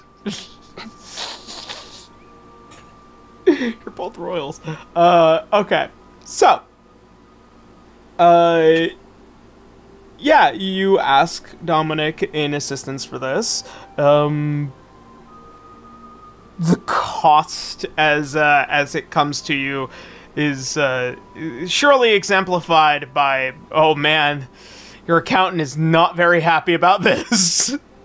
But it must be done, apparently, in 4 months. Over the course of 4 months, I think we have enough income to cover that. Just write it off as a business expense. Done. As a business expense. What the hell is the business expense? I want an angry statue. What the hell does that mean? Self-defense. Get that. It's not a difficult task. It's definitely on the list of strange things that I have forgotten that I've given you.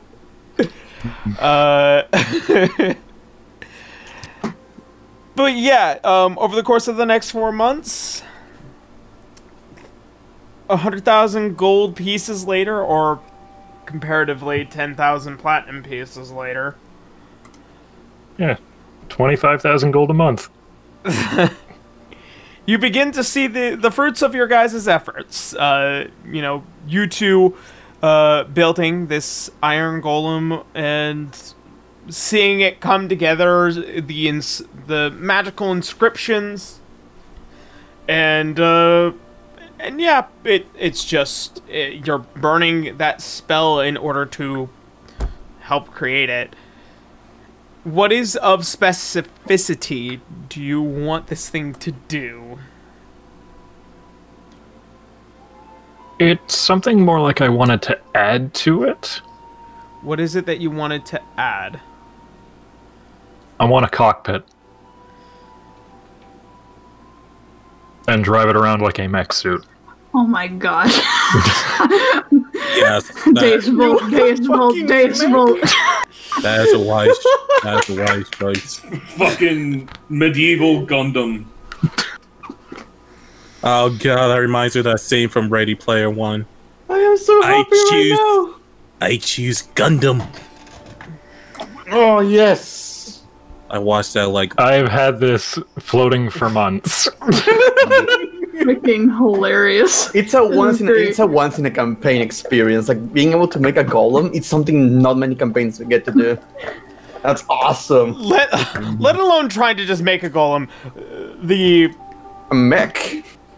The ability to try and make a mech out of it. Oh come on. Like I don't want to say. I don't want to say no. Come on, there's a great you always deal say of no. there's a great deal of Aaron that doesn't want to say no. Is she would have stapling a chair to it?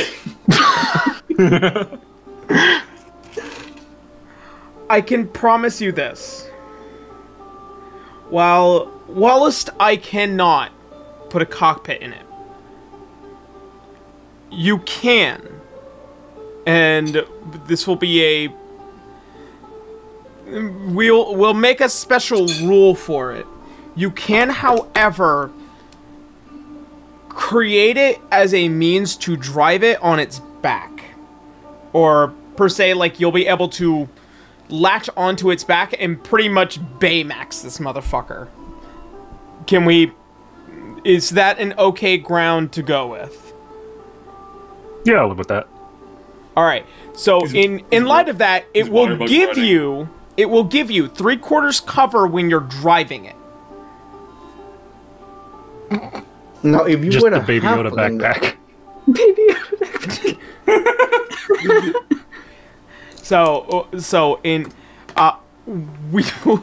We'll go over these matters later. I know, Brad. God, oh God, I really fucking want to say yes, but there's aspects about Iron Golems that prevent that sort of thing. Unless you're actually, like, the size of Bracky. Or the size of River, I'm sorry. Small. No, the size of Bracky. Yeah, apparently I'm short, and I didn't know that. You're like It's the 5'8", weirdest. aren't you? No, 5'7"? No, I don't remember that. Oh, You're dancing Yeah. around there, I think. Yeah, 5'7's a little shorter than normal. But apparently he's a giant in Mexico. Teeny tiny. Alright, so yeah, there's that. That's an unusual conversation for a DM to have. Are you sure about that? I'm showing no one in the party. It's sitting in the vault under a tarp. Every time knows. Helena gets close, it's like, no. Why would you? Banjo Yeah. Kazooie Canis. Oh fucking lord! Just reading the chat now.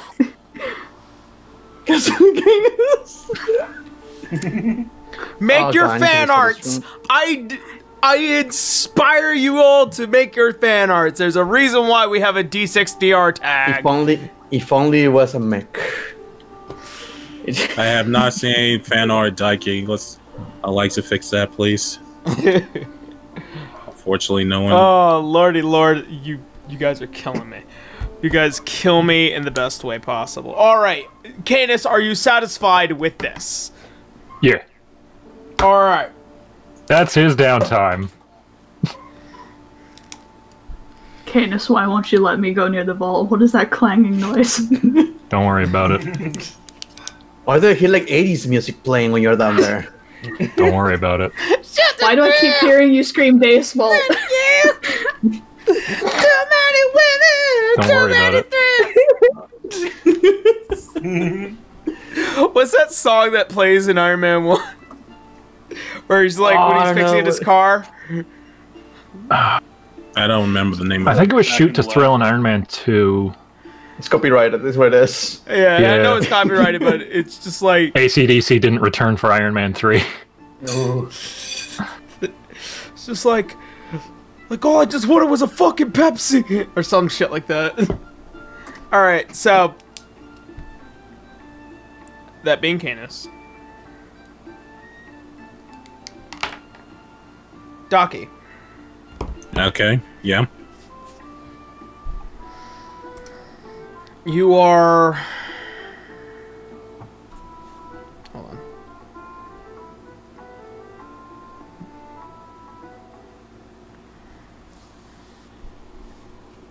You are back into reliving those memories time and time again.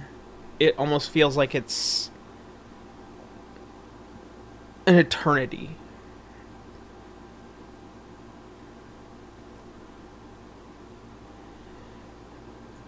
After a while, you begin to just replay the moments naturally.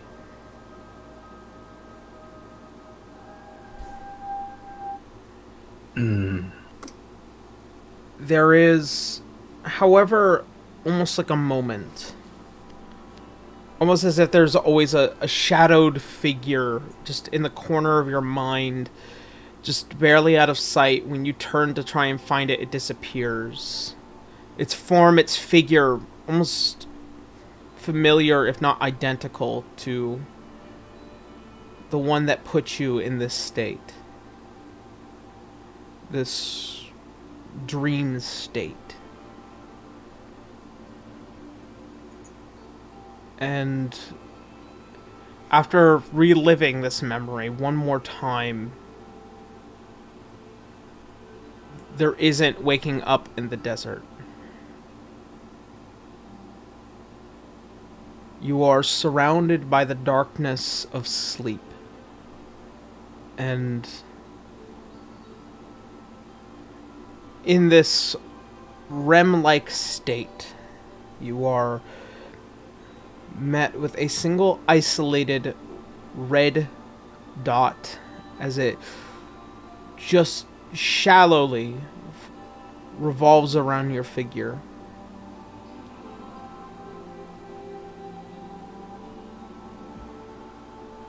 You begin to hear the muffled sound of stone and iron being moved. And in a few moments, your vision blurring awake, you're breathing almost as if you're suffocated and you're trying to gasp for air. And you hear the dull words, breathe, breathe.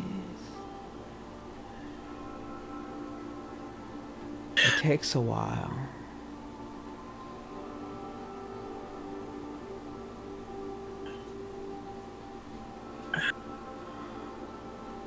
Staring into now the yellow golden eyes, and now the silver hair that had replaced those golden locks. Tell me, do you remember who you are? Yes, I do. Very good.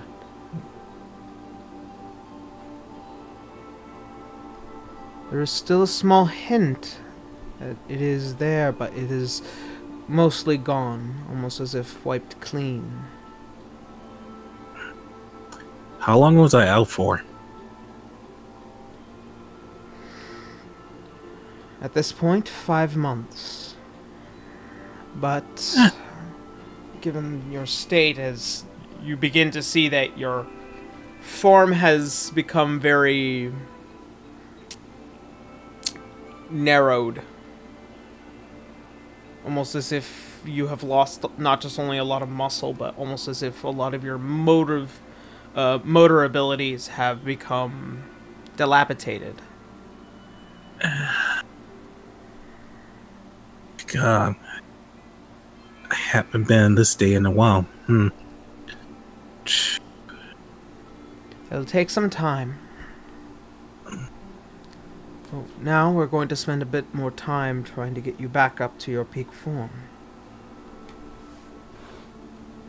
I Now I'm wonder. going to help you. Wait, I wonder. Daiki tries to use a firebolt. As you try and raise your hand without any of your materials, not even without your pistol, you can't just cast, as you are a wizard. And you know if you were handed the materials, you could do it. And by requesting the necessities of them, you begin to crunch them in your hand, and you feel the dull burn as it lights in your hand before shooting it off into a corner. Forgot how good it feels to cast your own magic spells. I'm sure it does. Alright, here we go. Pulling around your arm and lifts you out of the bath. You notice that there isn't a single spot on you from even being in there for months. No pruning. There isn't even a hint of this red liquid on you. Almost as if it allows to create this healing state. And also subsequently it's very hydrophobic.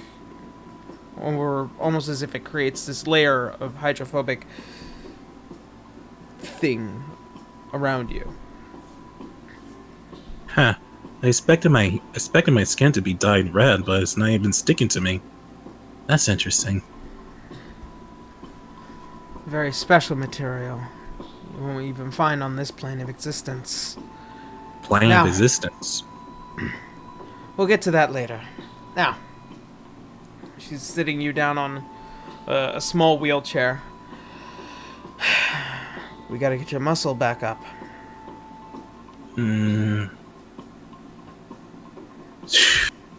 I'm assuming this is going to take another month. Is that right? Should be about. You know, I think maybe there'll be a good chance to actually reinvent myself one. I wonder. Do you know anyone who knows how to do who's a master of swords? You see as a faint smile begins to run across the face of Athilius. I'm sure I do. During my recovery, do you mind if you can teach me the way of the sword?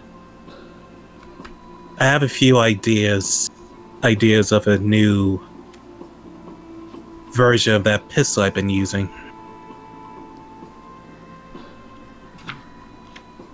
Perhaps.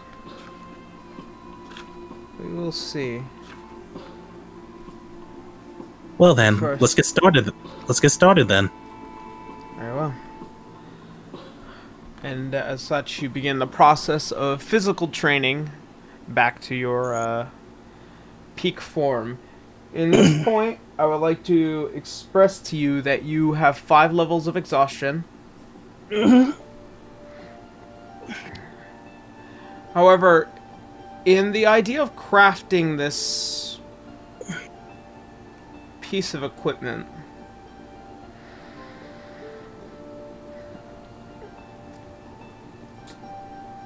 even on base blueprints, it sounds great in theory, but in actual practice, it isn't easily performed. Due to the nature of its instability and due to its nature of... It's hard to describe. There is nothing about it especially as per the class, the subclass, and as well as just in general, it doesn't easily exist. And therefore, I wouldn't be able to quantify building something like that to even start with. Are we talking in character or out of character? Out of character, I wouldn't be able to tell you. I would not be able to tell you that that's a possible build. There's a reason why the subclass has its own crafting box, is because that's what you're capable of making. I was just hoping that for her to just like be able to enchant swords and stuff. That's it. That's more along the line of artificy. Yeah. I do apologize. Artificers are more associated with that than anything else. Okay, then let's see. Is there anything that she could use? That she could do like even just a modified version of her? No, I don't think she want to go back to the pistols. She definitely doesn't want to go back to pistols because it'll bring back bad memories. The main point of your class is this weapon. Wizardry is that of far more complicated measures to which we can have a conversation about, but we can definitely talk about that at a later date. All right. Well, she should still learn the sword just in case. Figure out. You, unfortunately, would probably only be able to use a rapier, I would imagine. A rapier or a short sword, due to the fact that you do not have the strength, and the only way that you'd be able to use it proficiently is if whether or not you have the, if you have the, I would say, combat abilities. That's why your build is more dex. It's like... It's... Oh wait, it's more dex, eh? Yeah, you're more of a dex build than you are a strength build. So okay, I'm sorry for derailing this, but does that so I'm assuming that means she can only use dex-based weapons? Is that correct? Yeah. So guns, bows, arrows, rapiers, short swords, I believe. I believe they're classified under finesse weapons for dex stuff. So yeah. Yeah, well, I'll talk to you later about that. For now, she just wanted to train with the sword. Okay. While still figuring out ways of combining melee weapons with her magic abilities, but she definitely doesn't want to go back to the pistols. Brings back too many bad memories. Okay. I mean, there's a reason why wizards are the utility casters. So you don't really need it, and you've got more levels in wizardry than anything else. Anyways, upon your awakening, you spend the next month just doing physical training and getting back up to your rather peak performance, and also beginning the readmittance in research of the tome, or the Starbound tome. Okay.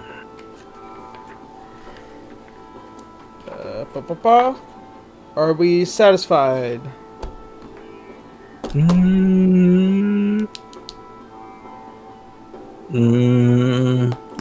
I would say so.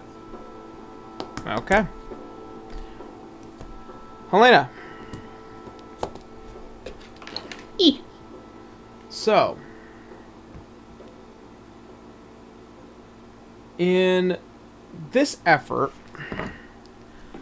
right now, I would say, this being the upcoming endeavor with River, is there anything that you would like to do while you are still here in Aurora?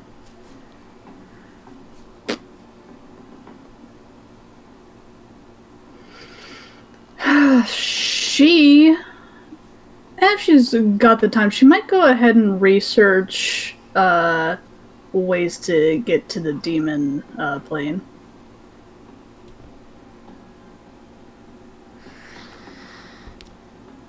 Oh, okay. Make a religion or arcana check. I think religion or arcana, which one is better? Definitely arcana. Okay. That is a 17. 17? So, planal travel is usually done either through magic items, or in a certain case you need to have I believe, a tuning fork. Let me see. I believe it is a tuning fork. Let's see. See spells.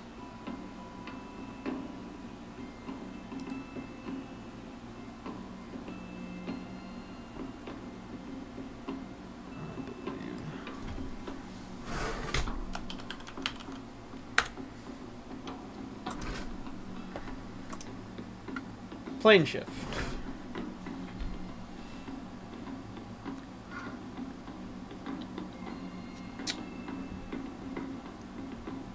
A forked metal rod worth at least 250 gold pieces attuned to a particular plane of existence.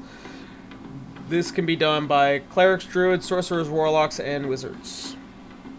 However, it's whether or not a wizard would have to find where that spell is, and also the material of, you know, this thing that would be attuned to any of the to the abyss or the nine hells, depending on your preference, and then also subsequently if whether or not you have the actual spell casting ability to do it.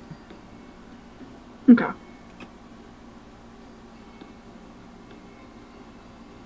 But even during all this research, not a hard thing to do.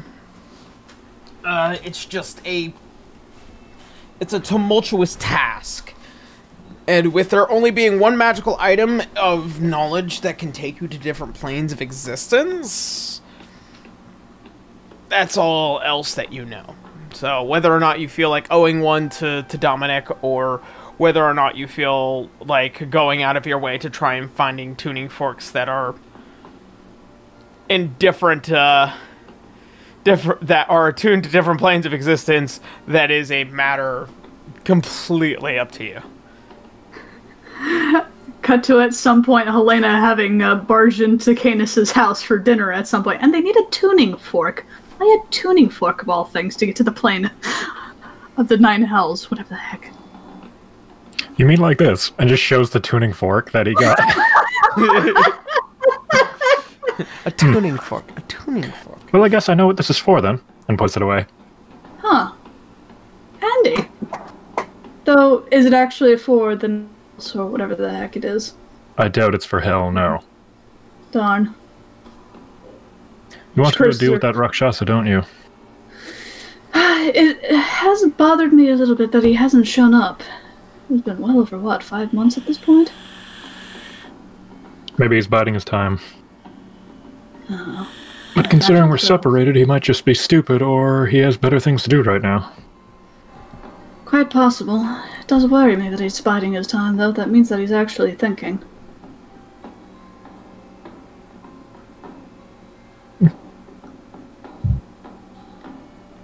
Oh, well. Well, at least we do have a tuning fork. That makes things considerably easier.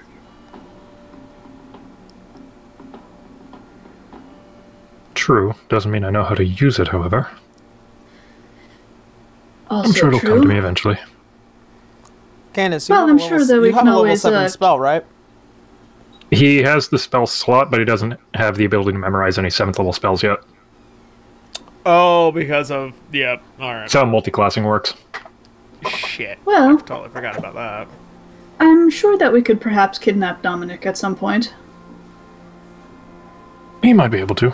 Besides, I have been in contact with him very Every recently day. and every day.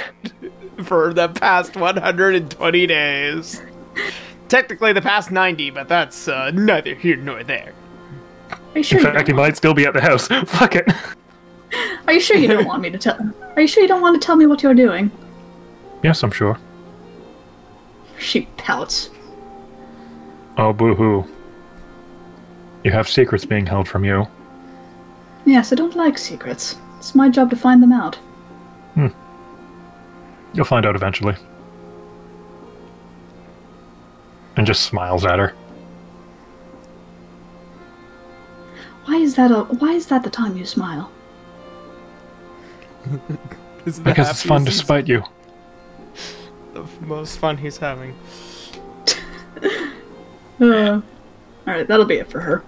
True love. Alright, so Helena, you are satisfied. Hit. River! I was just about to say, I don't think she was. But okay. What's the deal? Because that's the words he had to use. Yeah, but that as satisfied as one can be. Oh, River. I gotcha. Yeah. Yeah. As satisfied as one can be. The one horny character should get nothing.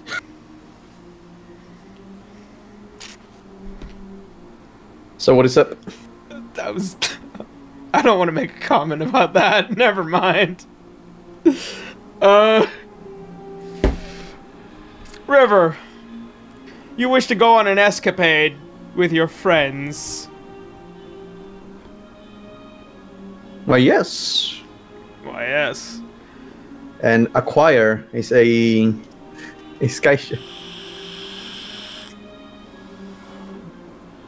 So, upon returning back to Aurario, you meet up with Canis, who is, at this point, just covered in various metallic shavings and kind of just, like, patting himself off and, like, lifting up, you know, basically welding masks and seeing that there is, in front of you, Canis, a river, and Helena, as you are meeting up, as she's being traveled around with a rather sneaky set of individuals with her, an offer is laid on the table to find an airship and abduct it. Well, they are here.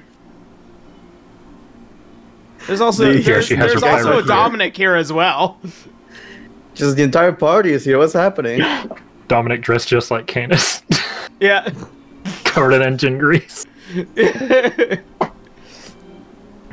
Dominic was the imposter. He was acting sus. So, River explains a plan that it would be best for Lobondel to have its own airship, as it would help with commerce and trade. However, in not wanting to spend the money, there is the possibility of wanting to take a pirate's airship. Cutting corners. Stealing from brigands. What did the pirates ever do to you, man? They're What? pirates. They're pirates. They're assholes. They also tried. They also tried to steal from us once. Also, you're not They were here. Get out of trying here. to feed. They were trying to feed their I'm families. talking out of character. It's the ghost. You're not here yet. Should have a conscience. I don't care. They're pirates. So, I was playing Sea of Thieves and I got bored, so I'm decking your ship. in this description, Helena and Canis, I'm assuming you do accept the invitation. Oh yeah, Helena would. Okay. If he's able to. Helena, you would end up having to take your posse with you on this matter because it might be good training, and also more hands, and more hands make for less work. Oh, absolutely. Look, I have students. Yeah, I apparently I saw them. How great students. Well, we're not training right now. That's what this will be for. That's a good point. They just hang out here in Canis' house. You see a rather Wait, this what? rather shady three individuals. As you see a Simon and Atriel and Johan, as they all kind of just come over, meet a River who has probably been hearing plenty of stories from Helena. I'm assuming. Yeah, no, she would have told him about the group. Yeah. And over and over and over again. And yes, we get it. You have students. And then she dropped the stone onto the scale and she launched herself up into the air. It was hilarious. Oh god, I really want to see that. Like, I know I described it, but I want to see it. Anyways, on that day, River learned a very important lesson in physics. Yeah. Weaver's work. Yeah. I learned so much that time. That was my mark in that monastery, though. Your intelligence went up by 1, and your constitution went down by 1. No, her constitution went down by 3. She hit the fucking ceiling. There are 2 imprints of River in that building. Like a fucking cartoon. Just whoops. These fucking Looney Tunes sound effects. Alright, so I'm gonna have Helena go ahead and make a perception check, as I'm going to describe as how this matter goes. Natural 20. You Damn. Okay. So I love this dice. in Damn. attempting to in an attempt to accepting River's plea, you all head out into the open plains that is Alanon, before probably taking assumption that there is a pirate's airship.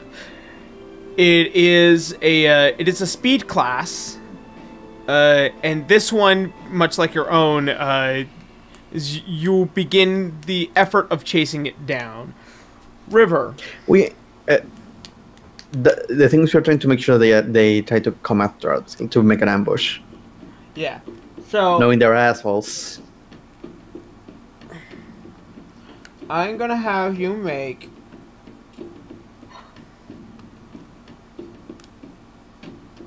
I'm gonna say and not just only by directing this, but also having a general understanding. Make a deception check as you're trying to ambush these people.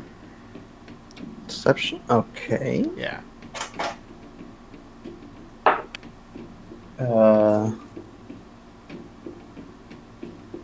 That's going to be 19. I thought I had deception. Okay. No, I have persuasion on deception. Yeah, it's 19. So, in deceiving and playing as if you are a weaker class crew, you manage to invade this airship full of rather a ragtag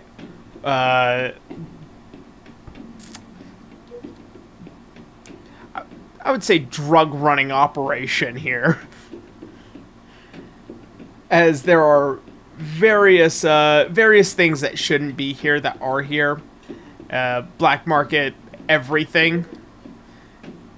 A battle ensues. Whatever is to your best combat abilities, just go ahead and let me know. Make a roll, and I'll go ahead and roll for Zaman, Atriel, and Johan. You mean like our best weapon attack? Yeah, whatever your best combat ability score is, and use that. So either dexterity or strength. Okay. Is that all of us, I assume? Yeah, so Canis, Helena, and River. But These one roll. Halfway across the I country. kid you not, that is another natural 20. Send me a goddamn picture Shoot right the now. camera in will. the face. I will absolutely.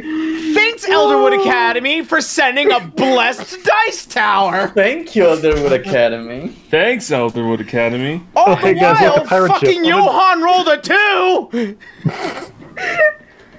So Gar's Helena all the shoots way the to captain the- in the face. Johan fell off the boat. Garo's fucking halfway across the country, just like wondering, I wonder what the others are up to right now.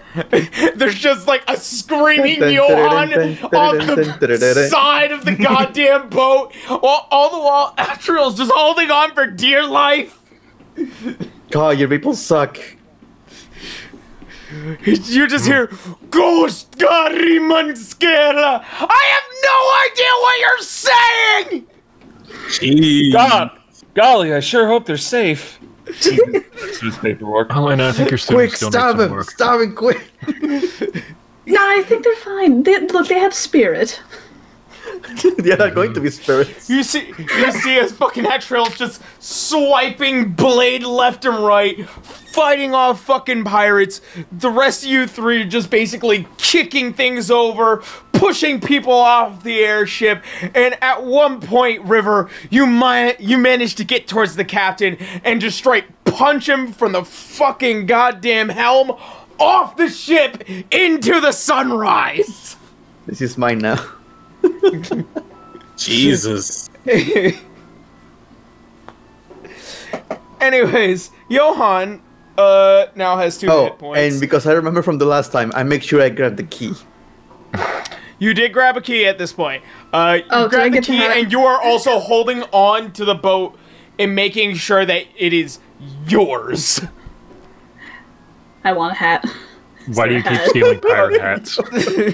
I love You that. steal I a love pirate the hat hats. for you steal what is this this tricorn, very well kept and very well maintained hat with a very poofy feather. Look, you have your purple worm trophy, and this is my trophy. I like their hats. I swear, like in a year or so, you're going to have a wall just full of hats. Her snapback collection. Her TFT hack collection. My trucker hat. You see her stare off into the distance. It's not a bad idea. I should buy a boat. You just stole a boat. Oh yes, that's even better. It was free. Yeah, a very love cutting nice corners. plumed feather. It's almost as if this is like a tinier feather of a rock. A very nice hat. Not a magical hat, just a nice hat. It's a nice. It's fine. Can you imagine putting one of the rocks freaking Like feathers an on that thing? actual like rocket feather. Like Just dragging this is the a fucking feather. log. This is a feather for a hat of a god. Helena, I'm a steal Or it. giants, actually. Or Putting giant, a rock yeah. feather on a regular person's hat. It just Listen, You goes. have to put magic in it just so that it doesn't droop and drag everywhere. Listen, feathers are kind of a thing. As she says, as she kind of like twiddles her feather earring. I like feathers. Yeah. Someone's vaping downstairs. Get him out of there. Yeah, Stop it's Johan. smoking over there. No smoking while you're on lesson. Did you? It's Johan did you needs find to the come thing in over the ship? fact that he nearly fell off and died. Oh yeah. He's getting high as shit. He found the drugs in the pirate ship. He's coping. He's coping. Oh yeah! Damn. Darling, we're giving you English lessons. Common lessons, First whatever. timers. Okay. Not good English. It is adequate English, but speed is key sometimes, and your speed was not key in that. We need to work on it. Alright. You see that, like, this is the only defect of being the man he is. It's just his communication ability is a very difficult one. Even in trying to take lessons throughout these past 6 months has not been an easy task for him. It's a learned skill. Oh, he's the goodest boy. Elena loves him. She's probably very patient with him, honestly. Oh no. Oh, great. She has a pet project. No, as sharp as a fucking blade, cannot speak for shit. Yep. Truly, Well, like a true master of the goddamn art of roguelike abilities. But Oh yeah, we saw that. yeah. like he's just not that great. Not that great at his speaking skills. It will improve over time. So, Very well. you now have an airship, River. Now we do this 100 times now. Okay. Perfect. Time for grinding. I'm going to say, just due to the nature of adhering to everyone's requests, and also I'm assuming this took months of planning. This took several different kinds of endeavors, and also you guys had very successful checks. Yes. No, don't worry. I know you don't want us to abuse the system, which I'm not. Yeah. I just felt like it was in character for River to get one of these for the town. Yeah. No, that's fine. That's fine. And cutting corners is all what she's about. All right, so you guys successfully steal an airship. Yes. All right, River, are you satisfied with this interaction? Yes, that will just the rest of the time that I have left is going to be about redesigning the ship, cleaning it, getting rid of the drugs. Yeah. Where do we leave the drugs? Rid of the drugs. Where do we get rid of the drugs? You go down to the desert, you bury it. There'll be an entire campaign about this later. Yeah, how do you get rid of the drugs? Cause an ecological disaster. That'll solve the problem. Right. Okay. Garu. Yes. In Okay. this last month, is there anything else that you want to do to where you are satisfied with this interaction? Okay. Other than like what he's told before, like build the retainers, build the house, and stuff, like get their locations. Like he's gonna be heading off in the last month before he has to like go back to everyone else to like pick up the rest of the Grimlocks. So, did he find any more in between that time and before then? Or still just two? So far, it has still only been those two. Trying to locate everyone has been a rather tumultuous task. However,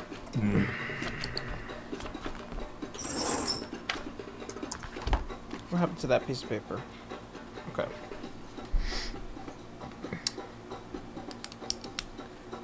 However, in telling everyone about the details of how to get rid of the curse, it's been a rather arduous task in getting the information on how to get to the plane of water while not drowning to death. Oh yeah. I am going to have you make... another charisma check as a kind of just like the morale boost of research and discovery for your group in order to try and seek out the information. Okie dokie. Still with advantage or just like straight up charisma? I'm gonna say with advantage, because you do have Sterling's help in what is a multi-month long process of this. Oh yeah. Okay, here we go. First one is going to be a 19, and the other is going... Oh, they're both 19s! Shit. Okay. So. Alright. Everyone's getting great rolls this game. I'm very happy.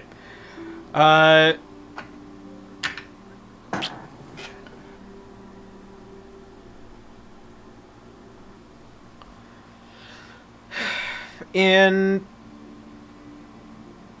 the endeavor of searching the information and looking for the Kraken, trying to find a blessing from a god in order to rid this blood curse, the plane of water is probably one of the easier planes of existence to try and find entrance to. Any of the elemental planes are easy to access due to just their nature to being closer to this plane of existence comparative to the outer planes, which are, you know, the gods, where the gods usually reside, or where there are just certain planes that are just very concerning that exists. Yeah. It does pop up at one point that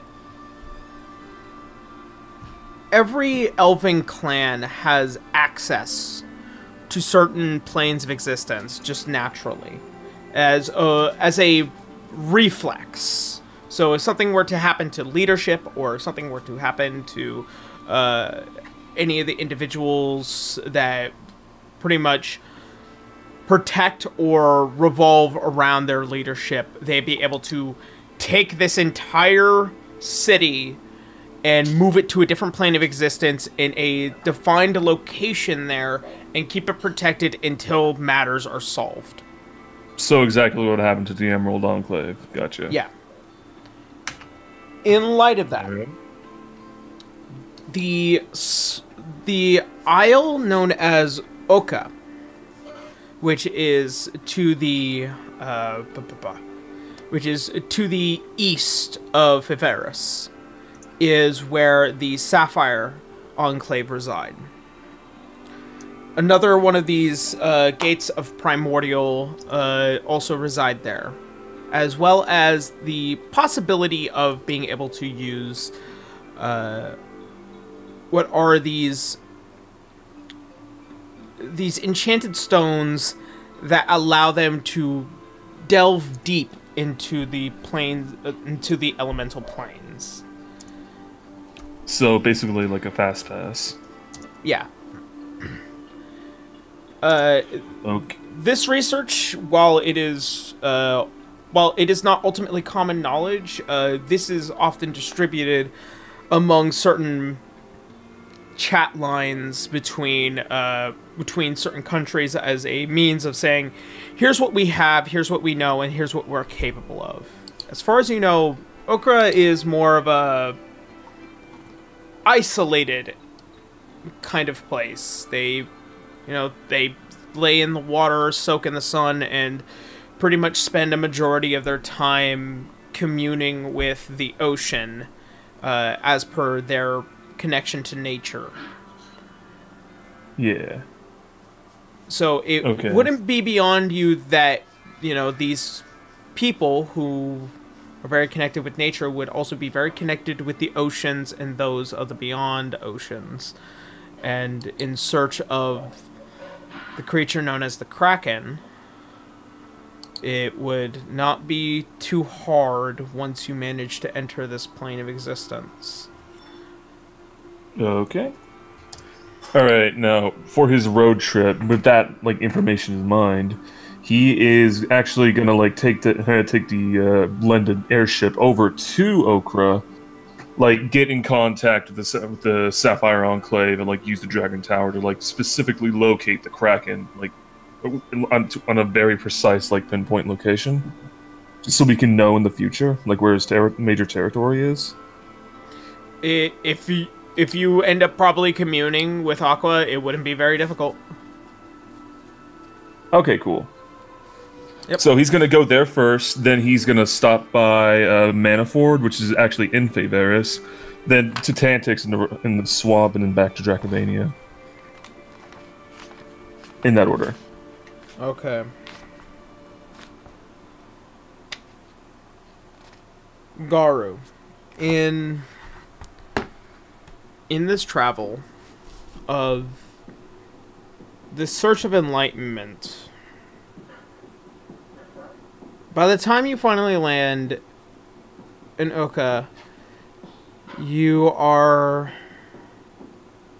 met with several individuals who are riding the waves, much like how one would assume surfers, only these times you see these very elongated boards with what seem to be gems embedded in them. Oh, No, you don't, but you're being described to It's by Sterling. Sterling. Sterling does. Sterling yeah. being your eyes, and where it almost seems like balance is the control for these very large boards. After a few interactions in the general direction of where to find the location, you are led into the deep end of this aisle. And you have to swim deep down below to find the gate. What is your constitution? My constitution is +2 now. +2? So 14, yeah. Okay. I need you to make a constitution saving throw. Okie dokie. Because you're holding your breath. That is going to be a 14 + 2, 16. 16? Alright. Yeah. You swim down for about 3 minutes as the light becomes... Oh, I'm sorry. Do you have an opinion? Puppy? No. Sea dog? Yeah, sea dog. Okay. There we go. So he can stop crying. You swim down for the next 3 to 4 minutes as the light begins to dim away and begin to darken.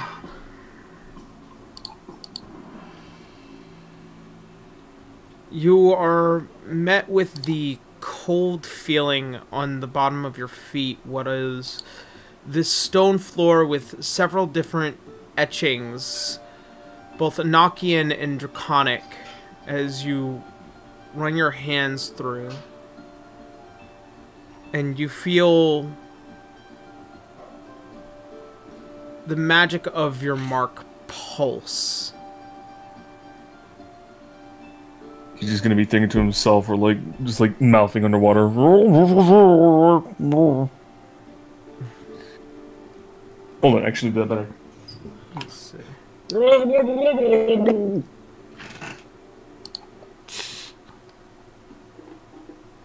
Got water home there myself. Hope you're glad I did that bit. I did. You feel almost as if the breath that you were not able to take before, you can take now.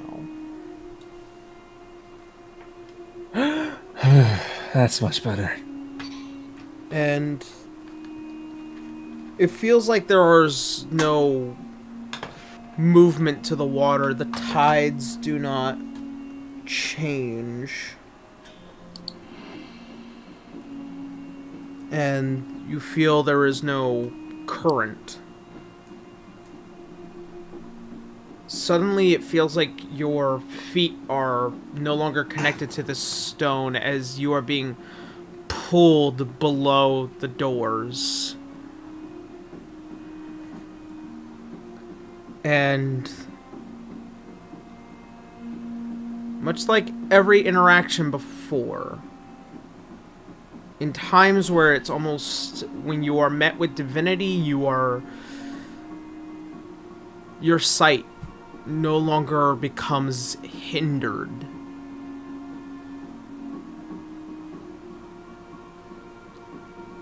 As you begin to flow through this temple, you are met with an aisle. Just this small patch of sand under the beating sun. As you stare out into what is a boundless ocean and sky, you see as the waves move themselves and come from still calm to this large bellowing force as it begins to almost envelop you. You can see these burning sapphire eyes staring down from within the water and waves. As it approaches you, you can see this emulated dragon within the water. Welcome, Garu Grimlock. I am known as Aqua, the primordial dragon of the water. Silence. Silence. Pleasure to make your acquaintance, Aqua. I'm surprised you know who I am, though I suppose the Margaret alone says it. He's gonna do a little bow. Considering you have already met both my brother and my mother, it would not be beyond me to keep an eye on someone such as you. Aw, they talk about me? That's flattering. He's gonna blush a little bit. You come seeking wisdom. My waves hear all, and the water that flows deep within this world sees all. That's exactly why I came to you. Though, I was hoping to get an answer to what lies in waters beyond this world. In the plane of water. I need to find something, or someone, I suppose.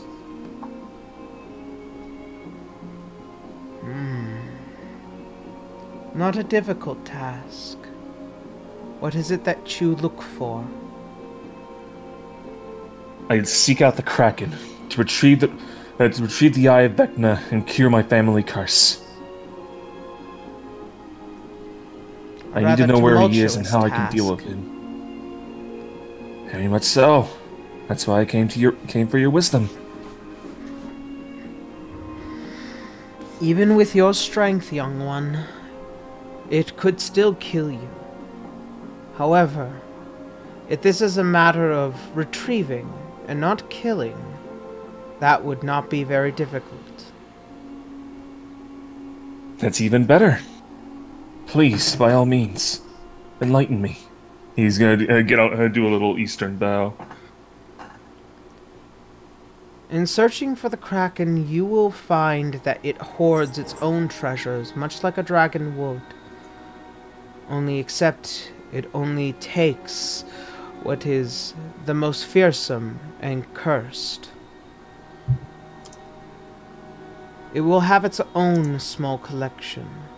Should you only seek out the eye, you will be able to find it. It is hidden within a jar with a very particular sign on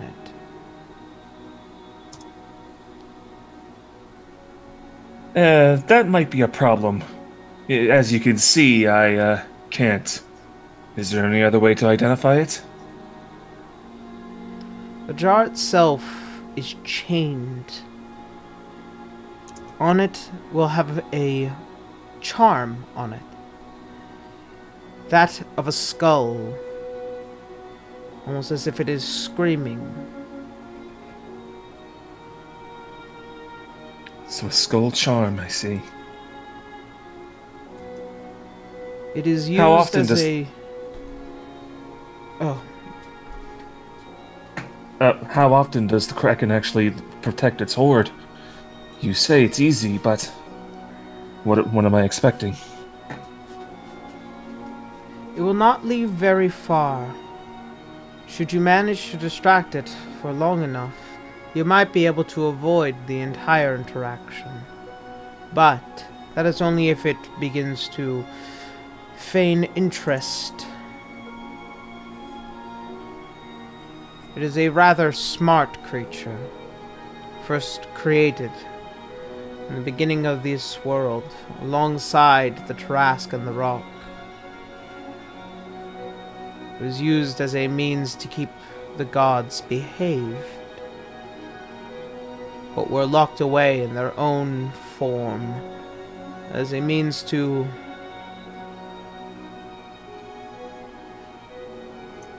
give providence.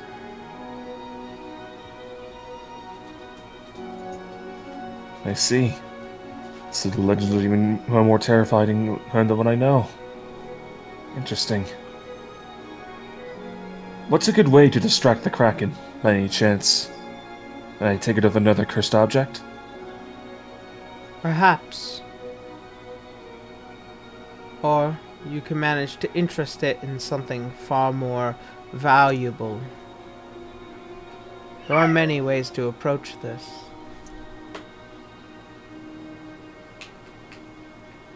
Then what is the alternative? Should you fight it, it will be an arduous task. You could potentially lose a life, but you probably make it out alive should you find the item you're looking for and having a quick escape. Well, see, the thing is, I was actually wondering what I meant was an alternative to distract it. It cares only for... It cares for selfish things. And it cares for consuming things. It also cares to destroy things. Interesting. I'll be sure to keep that in mind when formulating a plan, but now I know where he is. Or more like I know where what I need to find is. You will find him in most particular of his homestead. Entrenched in caves deep and dwelling below the plane of water. These complicated caves can last for miles. It would not be hard to show you where to go.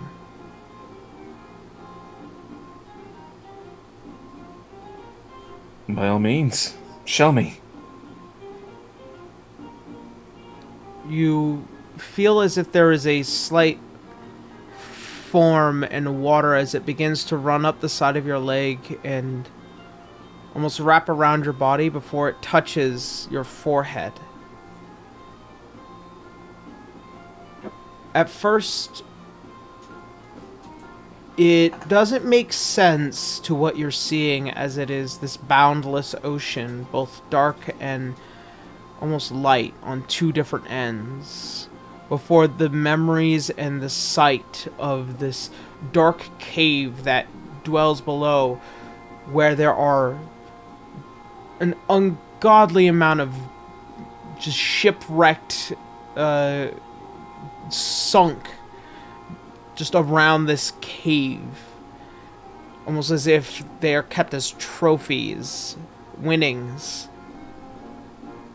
And it shows you a pathway through these caves before it reaches towards its end, the hoard that has what looks like to be 6 different pedestals, each one containing a very rare and cursed artifact, the urn that contains this eye, almost as if it's screaming to you, before your vision pulls back and you're still standing before this primordial creature.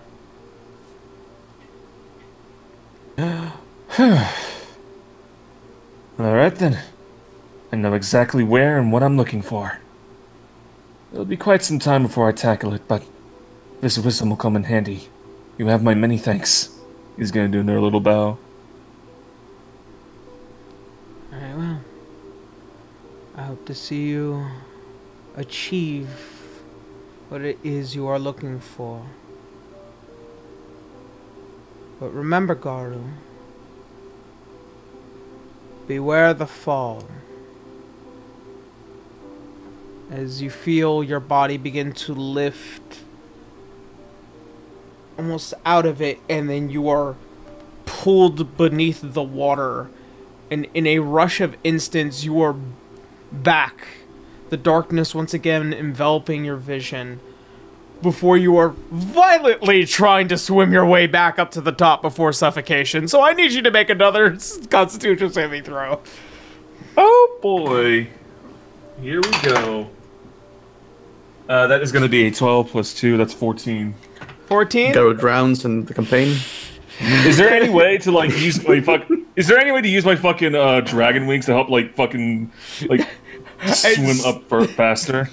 As you ring the orb behind you, those wings sprout out as you are going whoosh, whoosh, and you are just trying to claw your way back up to the surface. Right before you run out of breath, you break the surface, taking the biggest deep of breath you possibly can.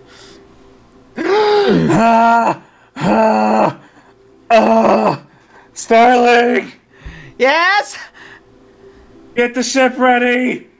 I know where we're going next! Alright! Do you need help? I would very much request a raft! You're given one of these rafts and taken back to the main part of the island. Keep in mind, everything here is about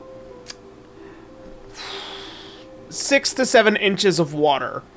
Everything is about 6 to 7 inches of water in. Damn. And so you're always walking around in water, but it doesn't seem unnatural for these.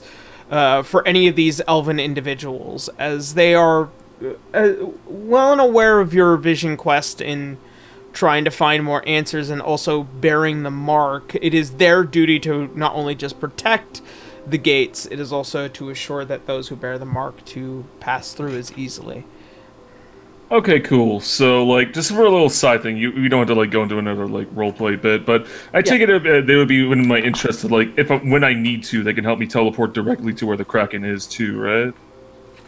They will, most certainly have something available for you should you wish to attempt your means of trying to get into the plane of water or trying to get out of the plane of water. We'll talk about that at a later date should you so desire. Perfect. Moving on. All right. So, we don't have enough time for any of this other for any more RP, unfortunately, as we're about to come to a close. So I will say, for the sake of the argument, in your interaction with Manafort, he wants to get out of here so fucking bad. It is cold. He is a cold-blooded creature. He's just here because he's been in hiding. He lives in a house. It is warm. He hasn't left in nearly 20 years. He would like to leave. Get me the hell out of here, please! So fucking cold! Get me out of here! Yeah, I know. Let's get going. Shake hands. Yeah, shake hands. So pretty much His curse? His curse is actually very closely represented to what he's often surrounded by. So basically, his vision alone can cause a very cold, biting feeling, and thus it can give you, at a certain point, frostbite. And therefore, his eyes just naturally do a certain amount of cold damage. Okay, he's gonna put the opaque glasses on him, and he's gonna, like, go on to Tantix. Alright. So, after spending what is the last few days before the last of your guys' month is up, because I also still need to get to Canis, you get to Tantix, and Tantix is actually fairly interested, as their eyes have the curse of clairvoyance, but only in the matter of very bad things happening. However, considering that there has... Yeah, you can see that this... Tantix is very shamanistic. And in looking like a very classical jungle shaman looking design, the eyes can only see devastation, and therefore it is plausible to use that clairvoyance as a means of divination. Very well then. Then through your eyes, let's avoid the future that it sees. He's gonna shake his hands. And you see what is these long and beautiful black tendrils just covered in several different trinkets, and the form itself just deeply colorful, and those very dull yellow slitted eyes. Yeah, he's got more family. Yeah. Alright. So, so some of these people are actually very interested in rejoining the Grimwalk family. It's just, there are just some who are more prominent to the idea of isolating themselves. Yeah. Also, one last thing. How's the molting going along? Oh.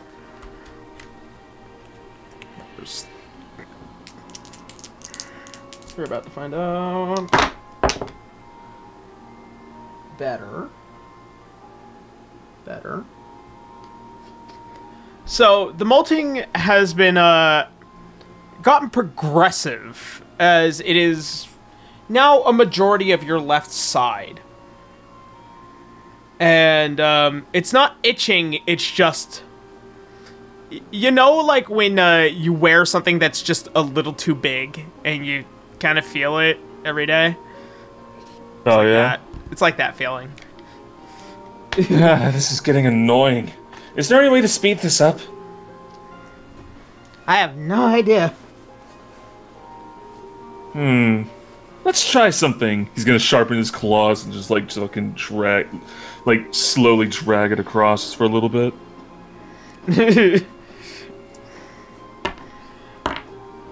So, as you do, it does have certain revealing properties, as Sterling is a little curious as to what's going on. Your scales are changing. Not from the usual black, but they seemingly have a slight shimmer to them. And that small sound, the dull sound that comes from that orb, and almost as if the endeavors of both the combination of, you know, being in contact with a god, being in contact with the sleeping god, being in contact with the fragment of primeval, and then also being in contact with an item that was designed by a god. Your scales are slowly being imbued with light. And they shine and shimmer just ever so slightly at this point.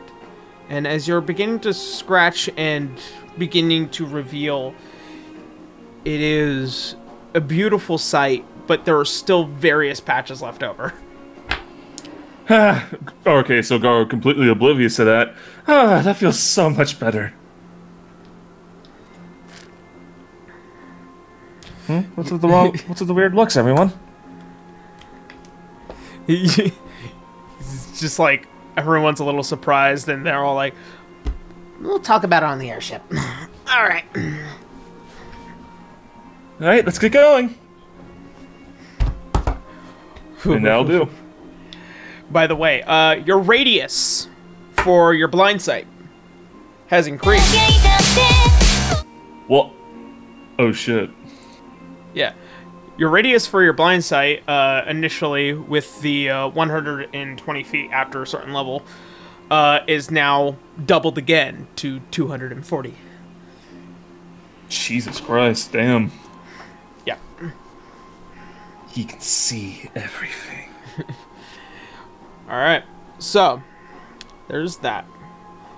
Because I was kind of waiting up until this level for it to actually happen, and also now having a reason to do it. So, Yeah. are you satisfied, Garu? Yeah, I'm satisfied. Let's finish up. All right. I don't want to. I don't want to like take up too much time. Canis. These being the last few days in the process of creating a hulking beast. I believe. I don't think there is any other checks beyond this, if I remember correctly. No, it's just a whole lot of time and effort. Okay. Hold on, I have to... I know that there's one aspect about it that I need to describe. So please do excuse me.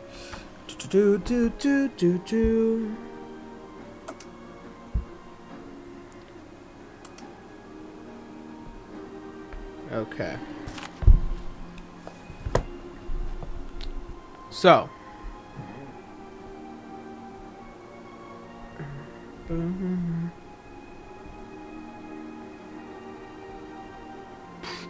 Where is it? Canis. As the last day comes to a close in this matter,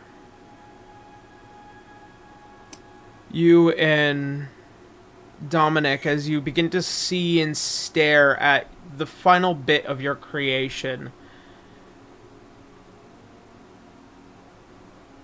you see, as you begin to look down into the book, and folding the last page in the final instruction, the book burns and is set aflame in eldritch fire before it turns to dust.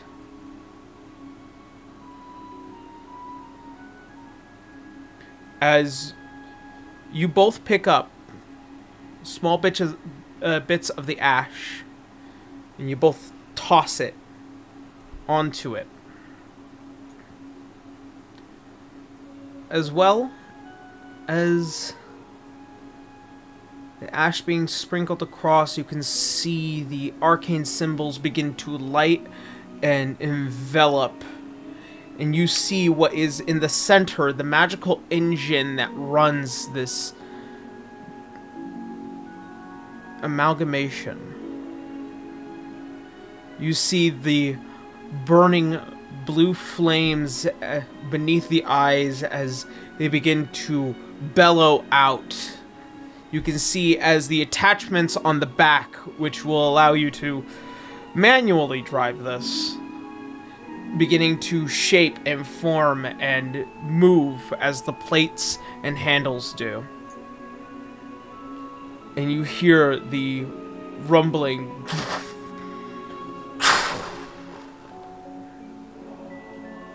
prepared to make its first attempt at being commanded.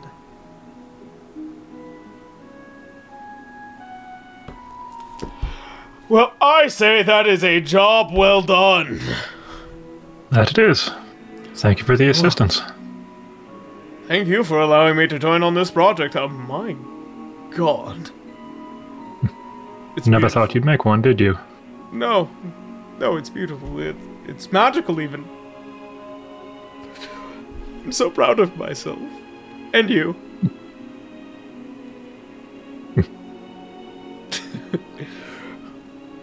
Well then.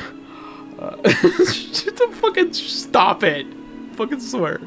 No, let Bracky be a shit. And no, it's not the Blue Eyes White Dragon jet. Fucking I want to know the should be. design though. Like what kind of mech did Canis just ruin his brain? I mean, Is it just he himself as a mech? he showed it off earlier. Was that the one? Yeah, well, that's what I assumed. No, it was just a joke. It's what I want for the character is just Titanfall. Oh hell yeah! Quick, into the garbage jet. Alright. As you manage to finish up, and the night begins to come to a close, all of you on the next day are informed. Because I'm assuming, Canis, are you satisfied with this ending? Yeah. Alright. All of you are informed that Daki is healed and is prepared to be met with all of you.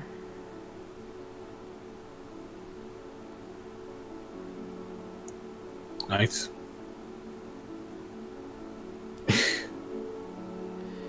You all spend the next several days finding yourselves returning to an idolized group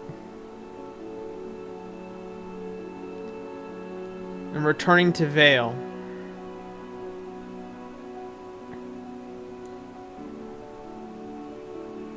As you all find yourselves once more within this throne room of Vale, you see before you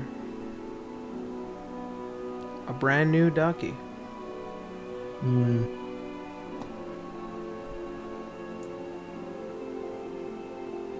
Daki. How are you feeling? I don't know. You feel kind of different. Do you still want to eat a couch? Wait, what? You had a very bad habit of eating inanimate objects. Oh yeah. And surviving. It was impressive, but genuinely worrying.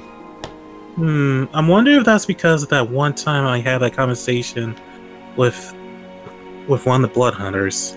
I didn't mention to her that's inconsequential. No, I don't feel like eating a bed river. Would you like some bread, though? Oh, I've been missing this for such a long time. All that sword training. It was all that freaking sword training. So vamish. Sword training? Oh yeah. Yeah, I've been learning how to use a sword because my pistols, long story short, they bring back bad memories, so I had to ditch them. Speaking of memories, what do you remember? Is everything okay up there?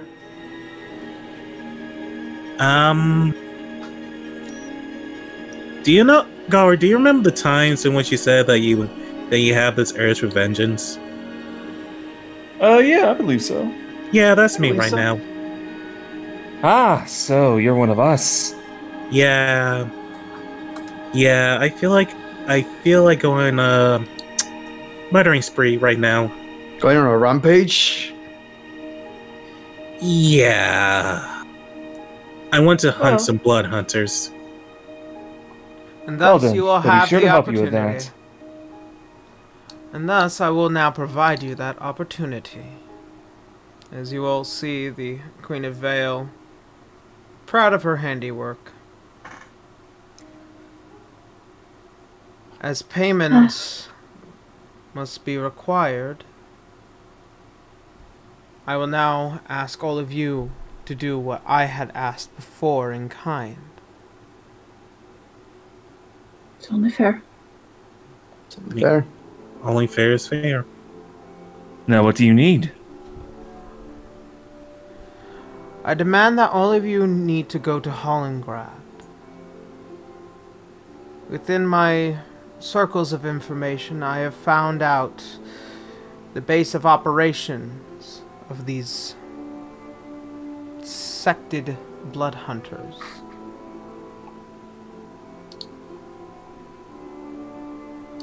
Doggy has like a very grimacing smile. Almost like an Alucard type of smile.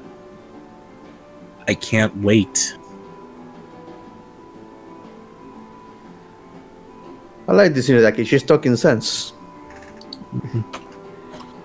You'll have the Seems a lot more opportunity put at together, that's Vengeance. for sure. Indeed. You will have your opportunity at Vengeance.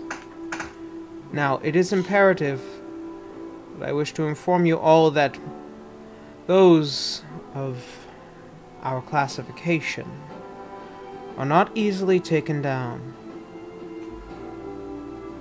And whoever Holligan is, he is a very skilled fighter and probably a far more fearsome individual himself. So, your first stop will be in Old Arneum.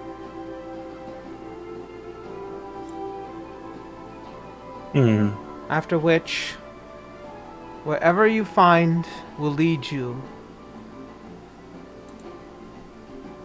to the sect of the Old Blood themselves.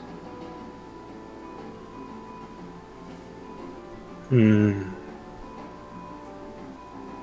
all of you understand what I'm asking? I mean, your goals align with my goals, so fair is fair. As long as as long as I get my hands on a few blood hunters, I'll do you little. I'll be willing to do you a little dirty work. Just point us in the right direction. Very well. Base of operations will be in Old Arneum. Beware, the night is unkind in Hollingrad. I don't expect any of you to find the matter too oppressive. After which, upon your return, I would like for you to tell me everything that the Old Blood Hunters workshop has been doing. Should things get too complicated, you are to inform me directly. Do you understand?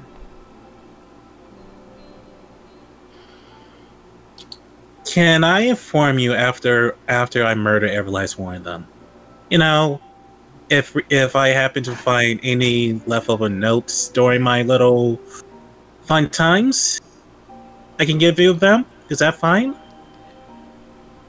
Oh, you. There's only Okay. one thing that I must ask. You are to bring back Holligan to me. You really want me to bring back that scumbag alive? Yes. He is to face his trials properly, as per the order. You are asking for a very, very deep order, my friend. Yes, but we already promised that this was going to be the payment, Daki, and we will fulfill it. The payment for getting your head back in order. Mm-hmm. I suppose it's more than fair, don't you think? Yes, I suppose so. Very well. You all have your mission. I will await your return. Dynamic Entry Incorporated. Yes! People are using it, guys. They're using it. It's catching on. Wow! Wow. Speaking of which, what's the name of your guild? I don't know. I haven't figured it out yet. It's been 5 months. Oh, sorry, 6. You've had 6 months, so you can tell me after Wait. game. Yeah, Wait, well, it's we'll redacted. Wait, you have a guild now? I do, yes, with students and everything. Maybe I could just push that name onto her guild so we could actually have a decent name. No, we already You guys had a fucking campaign.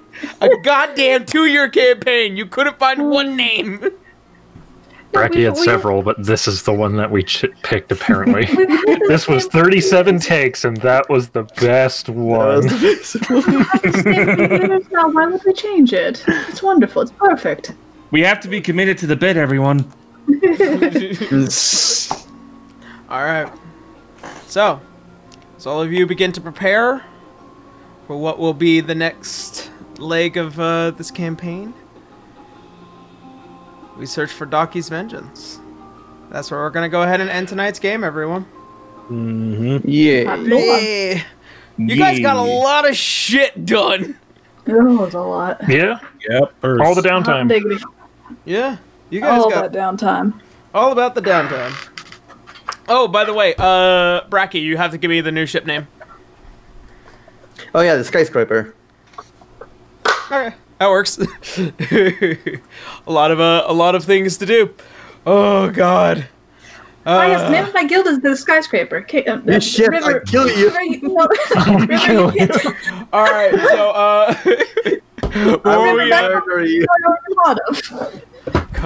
All right, before we head off for the night, we're gonna go ahead, do some relatively quick announcements, and then we will move on, and then we'll say our good nights from there. All right, so first and foremost, on my end, episode 71 has been uploaded. It was uploaded today. I will try and have episode 72 uploaded tomorrow or Tuesday. We'll see what happens first. I've been extremely busy. I've been working on How to Be an Adventurer all week, which is the reason why there's a lot of things happening tonight that just have been put off because I've been so busy. But also, I intend to have something on Friday, at least some video on Friday. I feel a lot more prepared back into filming, talking about things, so many things. I'm just tired, guys. I'm really tired. Also, update on the Patreon. We are at 325, actually. We're trying to get to 1,500, and the closer we get to that, the more it helps with all the productions and all that fun stuff, as we are entering the last leg of the campaign right now. So if that is of your interest, by all means, and then more stuff in the future, I suppose. Also, tomorrow I'm finally filming the last bit of Spicy Anime Reviews. It will involve me doing something terrible to my body in specific, so keep an eye out for the announcement of that. No. Of the full drop of 7 whole episodes of Spicy Anime Reviews. Oh boy. Big concern.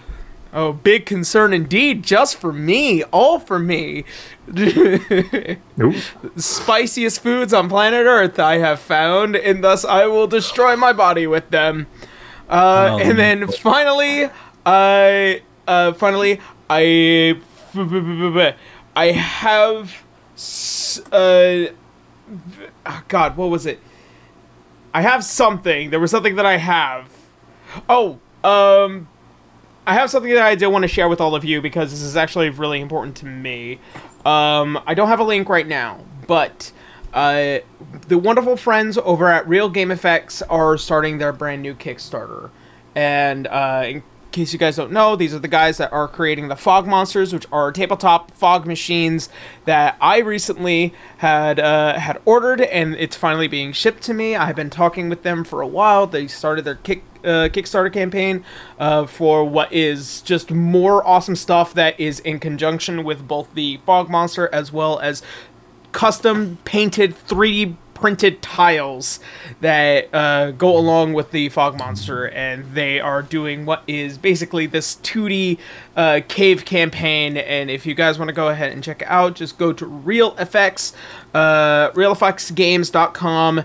I really recommend that you do. I wanted to share that with all of you. Hopefully next week I will have a link for all of you, and I just wanted to, give that out in case you guys are interested. So that's all I have for right now. That's it. So we're good. Oh, Fog Monsters so that's why we are going to Hollengrad. It's not here yet. I haven't received my shipping thing it's yet. Very foggy in Frenchland. But if it does end up showing up for Hollengrad, I will be very surprised. In the meantime, all you guys get is this. Nice. All right. So, so that's pretty much it. So we'll go ahead, go quickly around the table, and then we'll go ahead and say our goodbyes. So, Boo, how you now? Hey, I got nothing else to really announce at all, but I'm still working on Sabbath Buster on my Patreon at Boo Radley with a 1-3, so go check that out. So I can keep making it, because, I'm trying to do a page a day, but I keep getting distracted, so I'm working on it. I'm working on it. I'm working on it. Working on it. I'm working on it. But yeah, that's all I got, so, who's next? Brake. Hi, I am Braki, aka Brachiosaurus. I play River the Halfling Fighter.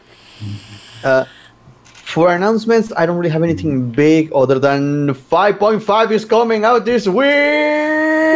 So it's Final Fantasy fuck, it 14 is? week. Yeah. Oh shit! On Tuesday, baby. 5.5. Oh, glorious Part day. one. Tuesday? Oh shit! Yeah. Glorious day. Glorious day. Oh, hell Haha! yeah. Someone's gonna die. Probably. I already have my bingo card ready. But, so that's the biggest news so far. I'm so excited for it. The new new patch for 14 is coming up. So I'm going to be streaming that later that day. It's going to be a lot of fun. Just going to be dodging spoilers left and right. Also, regarding stuff coming up, I stream art and games at twitch.tv/Brachyzoid. And news, I believe, I need to check again, but I believe this week, I believe it's Friday. If not, I'm going to check out, just check on Twitter. Going to be part of the event of Bards for Bards that Joker is running, which is the donations go to a plan for artists in need.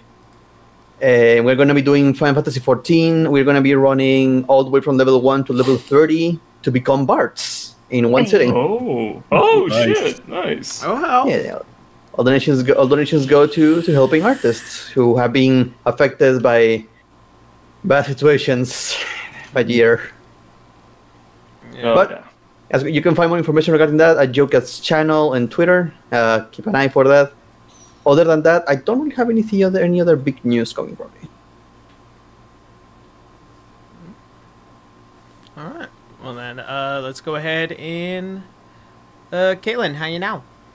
Hello, I'm Caitlin C37. You can find me on Twitch and Twitter at Caitlin C37. I do art. Commissions are open if anybody wants them, so you can find all that information on my Twitter. I'll maybe stream eventually again, but you can find that on my Twitch whenever I get back around to it. That's it for me. Mal, take it away. I don't really have anything to announce either, but you can find my Twitch at twitch.tv/Sir_Mallerbeck, and I do try to stream on occasion at least once a week, but it's been kind of shaky lately. Shake. Yeah, I do just tend to play games that strike my fancy at the time, though. That's it for me. All right. And then last but not least, Daitomodachi. Yo, this is Dai Tomodachi, aka Daiki the Vengeful Blood Elf. I mean, elf, whatever, I'm spacing out. I'm moving Kakyoin Rafikon Shore to Sunday, so we just uploaded a Zulu episode. It's on my channel. It's on my main YouTube channel. You can Watch it. Yep, it's something. I've been kind of lazy with streaming, so I have no idea when I'm going to get back to streaming. I most likely will be putting out a teaser for my Hamster Faceman pilot this Thursday, so look forward to that, and that's it for me. All right. Well, I guess that's everything. Nothing else pressing? Nope. Nope. Nah. Sounds good. Well then, that being said, thank you all so much for stopping by, hanging out with all of us. We love you all so very much. And as always, we hope to see you next Sunday. Have a good night, everyone. Bye-bye. Bye-bye. See you later.